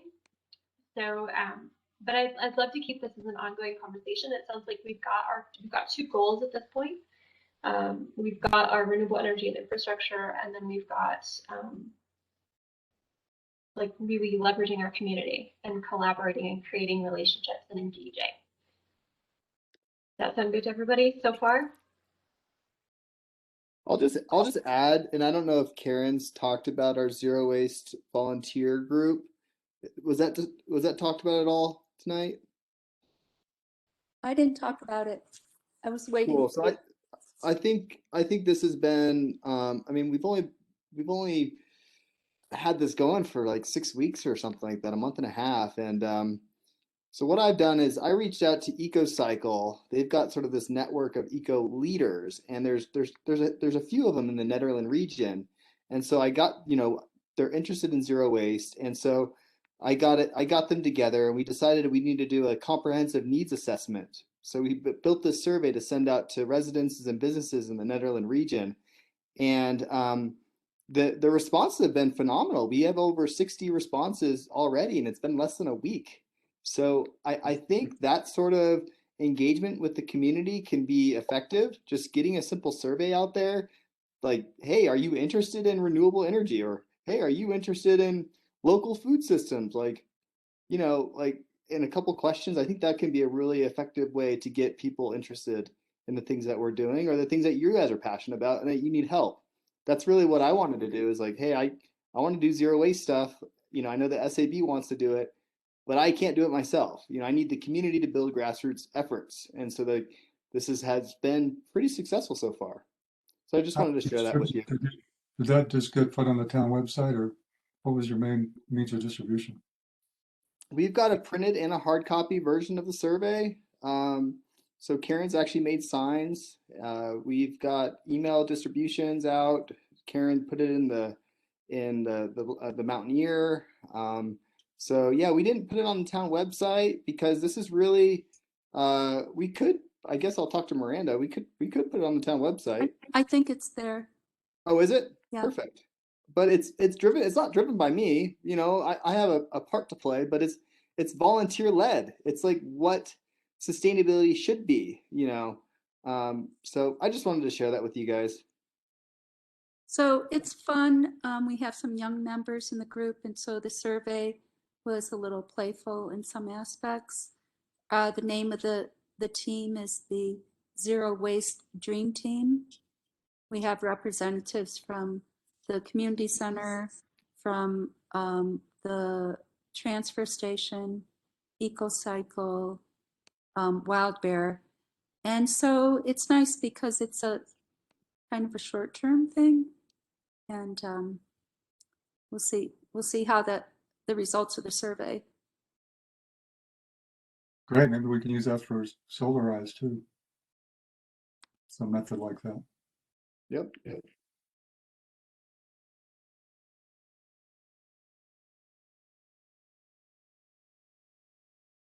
That's all I wanted to share, Erica. Thanks, Garrett. We talked about Earth Day earlier, but happy Earth Day to you. Yeah, thank you. Melody, I think we're back to you for the Solarize lunch party. Yeah, I think I'm gonna hand that off to Garrett. Makes sense. Solarize. Yeah, so Solarize, the launch event is this Sunday at 1 o'clock. You can attend virtually. You can attend in person if you'd like to do that. Just register at Wild Bear. They've got just go to their calendar. You can find the event on their calendar and register that way. I will be there presenting for 5 to 10 minutes. Tanner, who is Custom Solar's like sales rep, and then Mary Marshall from SEI. Sort of all three of us are presenting for probably 20 minutes. And then we're expecting about 20 to 25 to answer any questions that residences or businesses have. I met with Jesse and Sari on Sunday we did like sort of an interview style video. And so I'm working on editing and getting that out there. Jesse also put together a pamphlet. And so Erica, thank you for picking those up at the Business Connection. So we've got some pamphlets at Wild Bear. And I think you probably have all the rest sitting somewhere, right, Erica? Yeah, so I'm hoping to get the Solarize team together to talk about marketing and strategize on how to get the word out to the community. I know, Reed, you talked about getting them to the co-op. So I just want to just iron some things out. And so I'll send out a doodle poll for like a 30-minute interview with those folks involved. Yeah, so it's kicking off this weekend. I think that's pretty much it. Do you have a digital copy of anything that could be used like in digital newsletters for Teens Inc. or the schools or anything like that? Yeah, so I was planning on doing a letter in the Mountaineer. So if you want, I can send that letter to you as well, Laura, for you to distribute. Would that be good I enough? mean, I can try if I have something I can kind of see if they'll put it in some of these newsletters that go out. I mean, we also have the pamphlet. The pamphlet is a PDF version, so we could just throw that in the newsletter. Yeah, I don't know if that's the right format to have in the middle of a newsletter, but maybe we can. But no, I can work on a little blurb or something like that. Certainly. Yeah. Were you able to get the artwork? I have not gotten the artwork. That is on my to-do list. I need to get that I'm actually going to be in Nederland for the launch event on Sunday. So maybe I can stop by town hall and pick those up.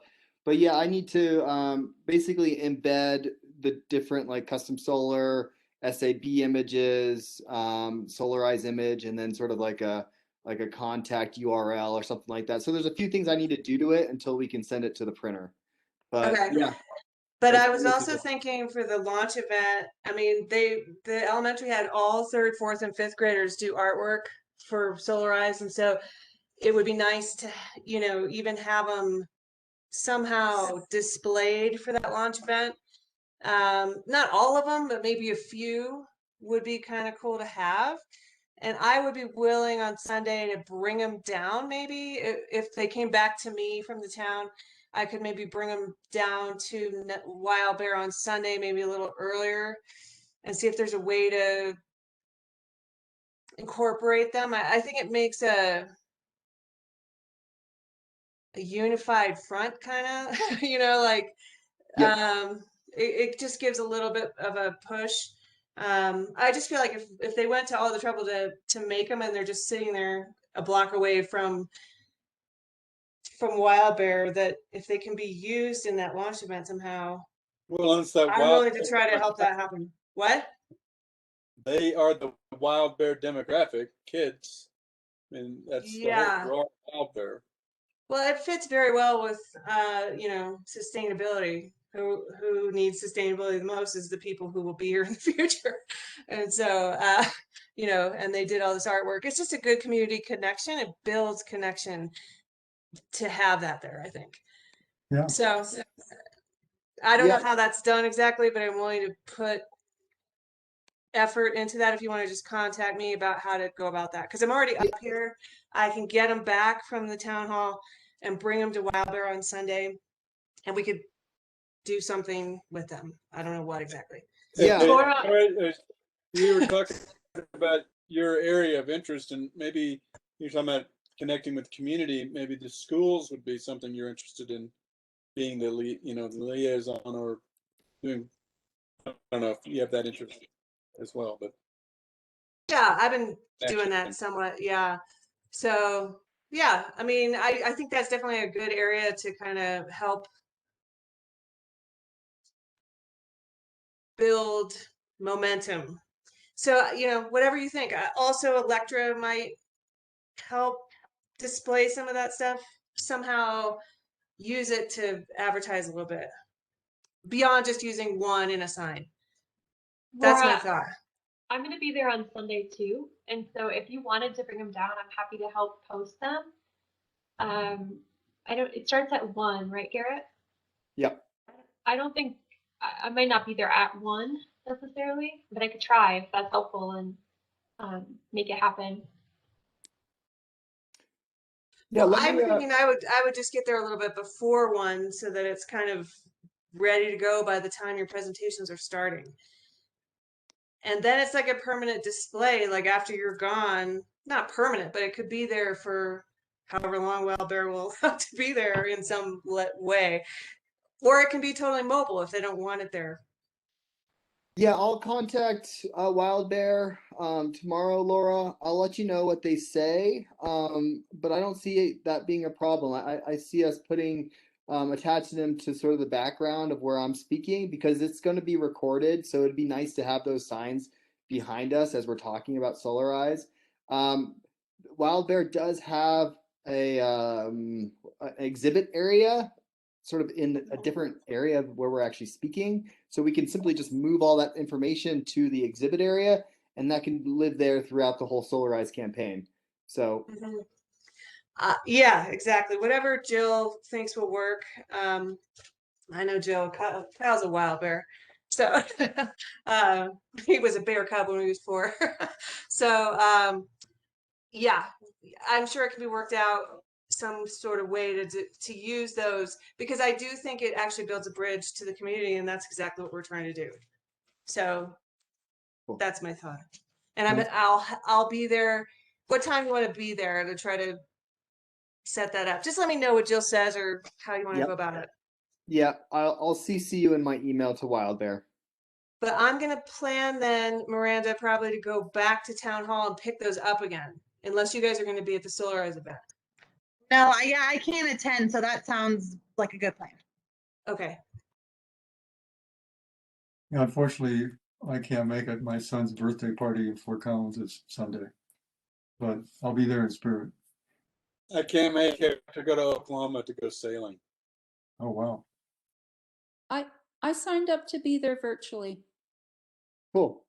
Yep. You know, I don't know when you want to talk about this, Garrett, but I wanted to talk about, you know, town possibly having some funding for solar panels. Yeah, please, let's talk about it. Yeah, so there are two things I'd like SAB's opinion and endorsement, potential endorsement on is. One is, you know, we do have the low-income solar garden. It's going to be available to 8 people who are already on energy assistance. I wrote a letter to the Mountaineer trying to recruit people to sign up for energy assistance, so maybe we could get more, but 8 is what we have. And I also put it on the town website and netheads. In any case, we have 8. And what David Hajamoji proposed was that, you know, these people will get about a 35% reduction on their electricity bills by being in the solar garden. They don't have to do anything, they just automatically qualify. And he suggested, why doesn't Nederland put some money in and give them, lower their utilities even more? Because, you know, they're paying 30% of their income on utilities and they're low income. And why don't we put in $200, $300, $400 per person per year, and they get that taken off their utility bill? So that's something we could consider at whatever level we think is appropriate for those low-income people. The other idea would be that we would propose to the BOT and the town that we have a source of funding for people, regular income people, who want to put solar panels on their homes. Systems are going to be somewhere between $13,000 and $14,000, which is 50% less. You know, 10 years ago, the same 5 kilowatt system was $26,000. So prices have come down a lot, but 13,000 is still a lot of money. And, you know, I don't know, Garrett, if you have any information on people being able to get loans, but it would be nice if Nederland could incentivize it by saying, you know, we will cover X dollars of your solar panels if you sign up. I don't know what that number would be, 1,000, 2,000, whatever. So what do you folks? Ellen, if the town couldn't do some kind of loan guarantee instead That's a of thought. rebate, instead of Yeah. actual spending money, we just enable them if there's an issue with financing it or something. Yeah, that's a good idea. Can I ask a question? Sure. The solarized, are we literally only looking at within the town limits? No, it's Or the zip the code. whole Netherland, The whole area. all the way to Blackhawk or like It's Ward? it's the zip code. What is it? 80466. Okay. Zip code, got it. How does that compare to the library district? I think it's the same. Okay, yeah. So that would be, you know, what, 5 or 7,000 people or whatever total, instead of 1,500. So it's, you know, a bigger audience, but Well, So with town funds, I don't think you would be able to offer that to folks that don't live within town. mhm, So there's that. but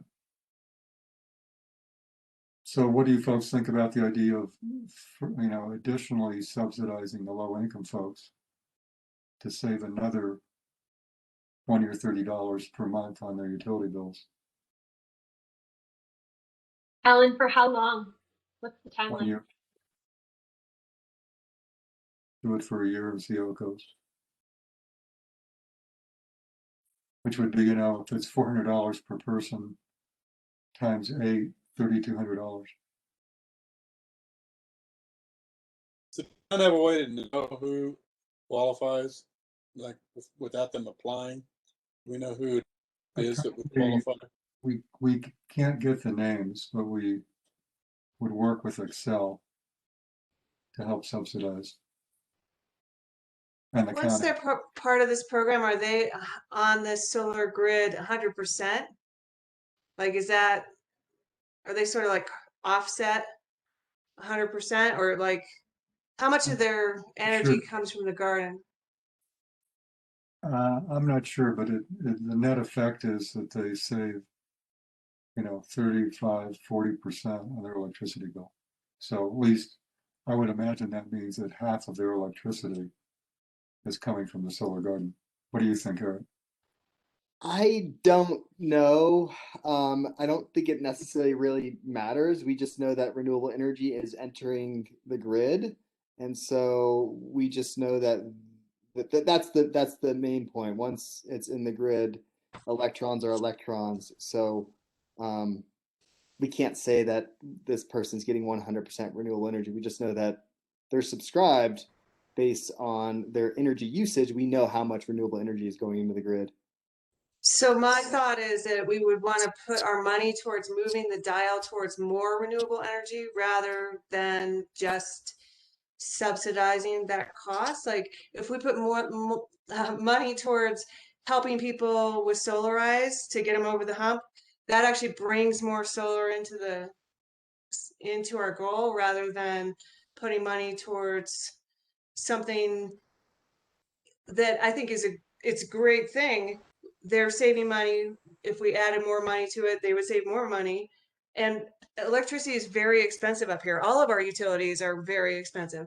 So, I mean, I can see what the impulse is there, but as far as the SAB, I would think we'd want to put our money towards actually expanding our solar footprint as much as possible, or Yeah. renewable footprint. That makes sense. So that would mean helping people put solar panels on the roof. As Reed said, either by helping with, Any way that we're putting money that actually adds renewables into our electron count, I would think would take precedence. right? So I appreciate that, Laura. I would agree with you. And I'm also wondering if there's another way we could help these folks, Alan. So if we put money towards like a weatherization opportunity or just helping them increase efficiency. I know we've tried that in the past, but I wonder if there's more opportunities that we haven't tapped into in the efficiency realm. Yeah, I mean, these people would all qualify for free weatherization automatically, but even if they're renters. But I don't know if they're taking advantage of that. That's something we don't know. I guess we have to talk to Dave at Demonji and see if there's some way to get them to do weatherization since it already is available, or if they need additional funding for that. But I like the idea of, trying to get more solar in our footprint. Sounds like if we only have 8 people signed up Yeah, it's for amazing. assistance, and we have many more that qualify, we're sure. Well, yeah, what Dave said was the Netherlands low-income population is 25% of the people in Netherlands, which is a very high number. 25% of our population is low income. Do they have a list of those people? Do they have a list? Can they reach out directly? Cell has a list, I think, or either that or, well, Dave must know. The county must have a list, but they can't share the actual names. Could they send a publication directly to those people about the program? Yeah, maybe Dave has some mechanism for approaching them directly versus me putting something in the Mountaineer and with an ad and a letter, which obviously didn't do much good. Since we know 8 people is not 25%. We must have at least 100 people that are low income. I think free and reduced lunch at the elementary school is more like 35–40%. It's higher than that 25. Really? But I guess there's more than one kid in a family, so maybe that doesn't add up quite right. But yeah, you're judging that on school lunches? free and reduced lunch, yeah. Yeah. Because I'm working on the accountability for the elementary school. Certain initiatives have been floated, and it depended on how many people were on free and reduced lunch, because they can get extra things. So anyway, the need is there, and I do think it would be really effective if we could just identify some of these folks and approach them Well, we more could approach, directly. we could directly approach, have the school directly approach with a flyer or something. The people who are in their school are on free and reduced lunch, just they Yeah. should be able to directly send them information, say, you might check out this energy assistance program as it's available, and you could do renewables and stuff or whatever. Just that might be a way that the town's not approaching them. The school has the information, and if they're on free and reduced lunch, that's the school's knowledgeable of that. That you're not infringing on someone's privacy. Yeah, there are two things that are available to them. Excel basically just says if you're having trouble paying your bill, we'll rearrange your payments. They're not really doing anything beyond that. Whereas the energy assistance is actually saying we will help you pay your bill. So there are two different things that are available to them. And then there's the weatherization. Christy Okay. Vendetti with what is it called? Emergency Family Assistance. That's exactly the organization. That is them. Okay. So that- does she know how to identify people who would qualify for this then? I don't know. Also, I mean, I think there's a few different paths there that might Yeah, I mean, help they us. have to be, the problem is I think a lot of these folks aren't in emergency family assistance. They don't know that's available. And therefore they're not part of this group that gets the low income solar because they aren't in emergency family assistance.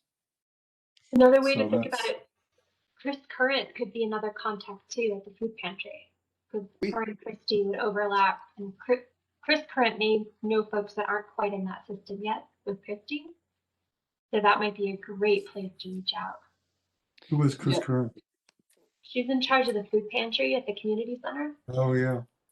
So do we have, sorry, do There we was- have like a little application or something that if someone's interested in doing this, like what steps they exactly take? If they want to qualify for the, for the energy assistance, either one of those, or the solar Yes. garden one? Yes, we do. Yeah, Dave sent me some information because we had talked about this at our last meeting about getting this information to the food pantry. So I have some flyers. I just need to print them and get them over to the food pantry. Yeah, let's do that right away because it'd be nice if we get more than 8 people to qualify. Here, if you send them to me, I can print them and take them to Chris. And when I was there at the beginning of the pandemic, there was, I think, 80 families picking up food per event, and they did 2 events a week. So even if we got half of Does the this people, only pertain to town of Nederland residents? What we're talking about? Right. The food pantry, of course, the people that are there, they're not necessarily just town residents. yeah, good point, Reed. Area residents. Yeah, they're probably from the whole area. But a certain, a significant percentage should be from that. So Erica, I Robert- sent you what I have as far as the pamphlets. There's a few different ones. You just have to look through which one we would want to get out there. There's a few. There's like the weatherization. There's the energy assistance. So there's a couple different programs, and I haven't really wrapped my mind around all the different programs available for these folks. Yeah. Well, they need to sign up if we want to get them qualified for low income solar. The attachments didn't come through. You don't mind sending those? All right. Let's see. Well, I think we need to put together a proposal for BOT if we want to try to get to 100% and help people get solar on their roofs. And, I'm willing to take something forward and making a proposal that we should set aside some funding to do this. This is good timing to do it. Yeah, so How difficult would it be for us to set up like a screening program to be able to offer $1,000 to low income people in Netherlands that go through the solarized process? Yeah, I mean, you have to Because we don't assume have that. a third party to screen who's low income. Yeah, the trick is they're low income and they own their home. But there must be some folks like that.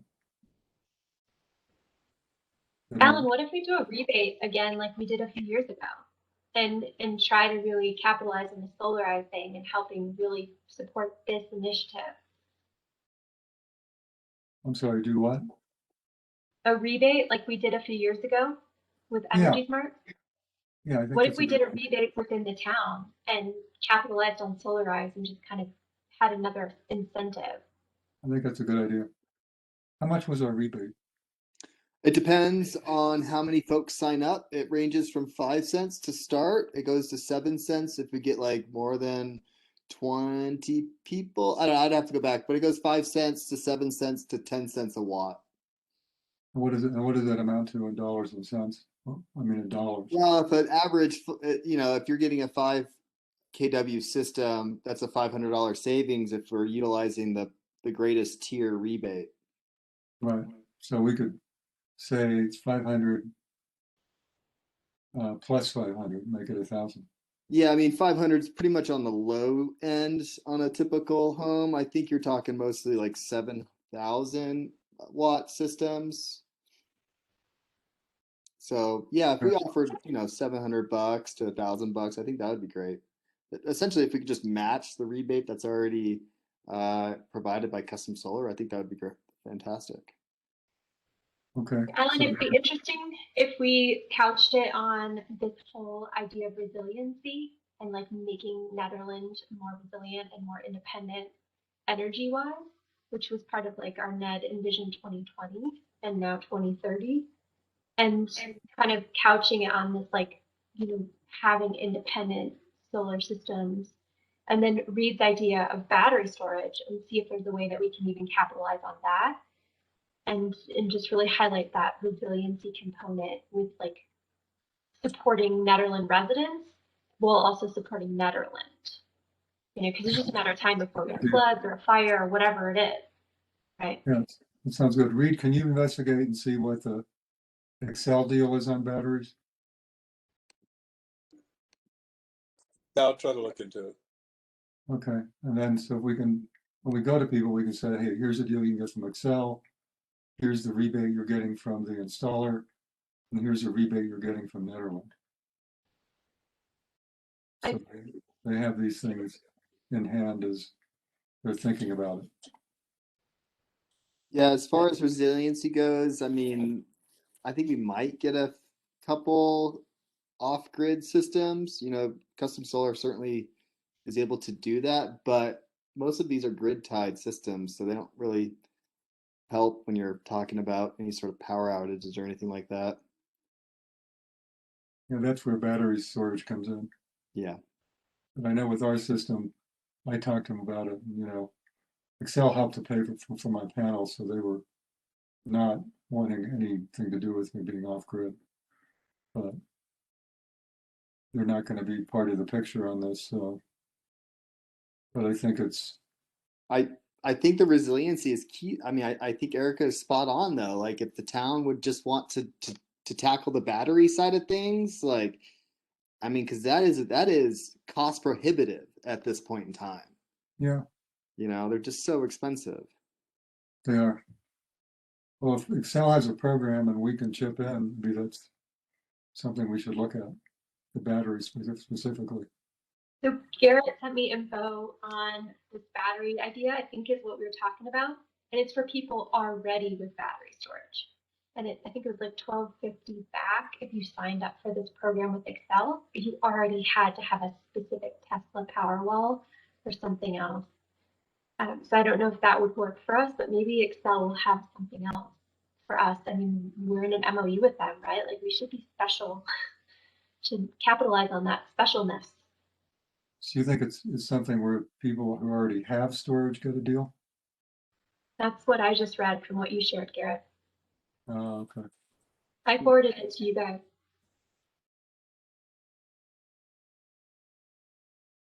Well, we have some investigating to do, but I'd like to get something on the BOT agenda in May or June. So let's see if we can pull together a proposal for funding. How much funding do you think we could get from the BOT? Do you think we could get 20,000? Do you think we could get 50,000? Like, could we just buy our own battery bank? I don't know. I mean, I know the town, we were getting $300,000 from the state from the last stimulus. When I talked to Karen Gertie last time, she wasn't sure what strings were attached to it. And I don't know, Garrett, do you know much about the DOLA funds for renewable? I sent you something a couple weeks ago. Yeah, that's an opportunity. That grant cycle opens up in August. But that was for like a community solar garden. I think we're sort of talking about utilizing grant funds for. I don't know if they do battery, if they had battery systems in their project portfolio or not. I would have to look into that. Yeah, I don't see why they wouldn't. we can go down the solar garden path again. That would be, if we could get one, it'd be really cool. But there's so many hurdles to getting a garden.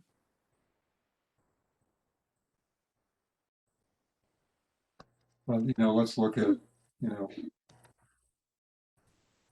we can propose to the BOT a $12,000 fund for subsidizing people who buy into the solar system. Yeah. So participants can sign up until June 30th. So any sort of we need a decision from the BOT sooner than later. And then Melody's right. If we're asking about income qualifications and that sort of thing, I don't know if that's something the BOT would want the SAB doing. I don't know. It might just be easier to offer a rebate to anyone participating in the Solarize program. Yeah, I think that's more realistic. Miranda, what do you think about getting on an agenda in May?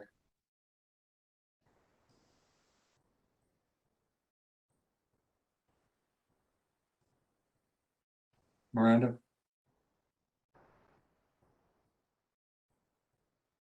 I can follow up with Miranda. Yeah, we'll talk to Miranda about getting a solar funding package on the May agenda.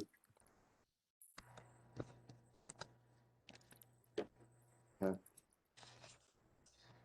Yeah, maybe just preemptively, I will make a motion now that the SAB supports providing residents that sign up for the Solarize program with a monetary incentive rebate, and get a second, and then it's an official SAB recommendation that you can bring. Good idea. I second second that, it. Melody. Okay. I third that. Yeah, And with is the anyone BOT, opposed? Perfect. Go ahead, Garrett. would the BOT work out the terms of that rebate? Why don't you propose something, Garrett? Okay, I can send you if we just propose a match of what Custom Solar is offering. Yeah. Okay, I'll send that to you. Maybe we But I'll send it to you again. could say, 10 people, 12 people? Well, our goal is 20 people. Okay, so let's say 20. Yeah, I mean, to get to the 3-tier, we need 150 kilowatts. So, like, I mean, So that's 20 like 20 times, people. Yeah, that's at least 20 residents. I mean, if we get a business, like that it might drop down. so you But think 20 times $700? yeah, That's $14,000. So that's what we'll propose. I would just offer 15 just to make it safe. $15,000. All right. And let's, Garrett, why don't you and I put together a proposal to get on the BOT agenda in May? For Great. I'll talk to Miranda. 15,000 for Solaris. Sorry, I had to wrangle my dogs and I heard you call my name. So you want to put that on the May agenda? Is that what I'm gathering? Yeah. Okay, so May does have quite a bit. I would say, Garrett, I'll get with you. I'm trying to pull it up now, so let me see if I can. No worries. We can chat offline on the Yeah, logistics of that this. sounds good. I'll send a follow-up email of what my recommendation is. I know they're pretty booked right now. So definitely this, so actually I just looked right now. The second meeting of May is going to be preferred. Okay, cool. Sounds good. Okay. Well, does anyone have anything else?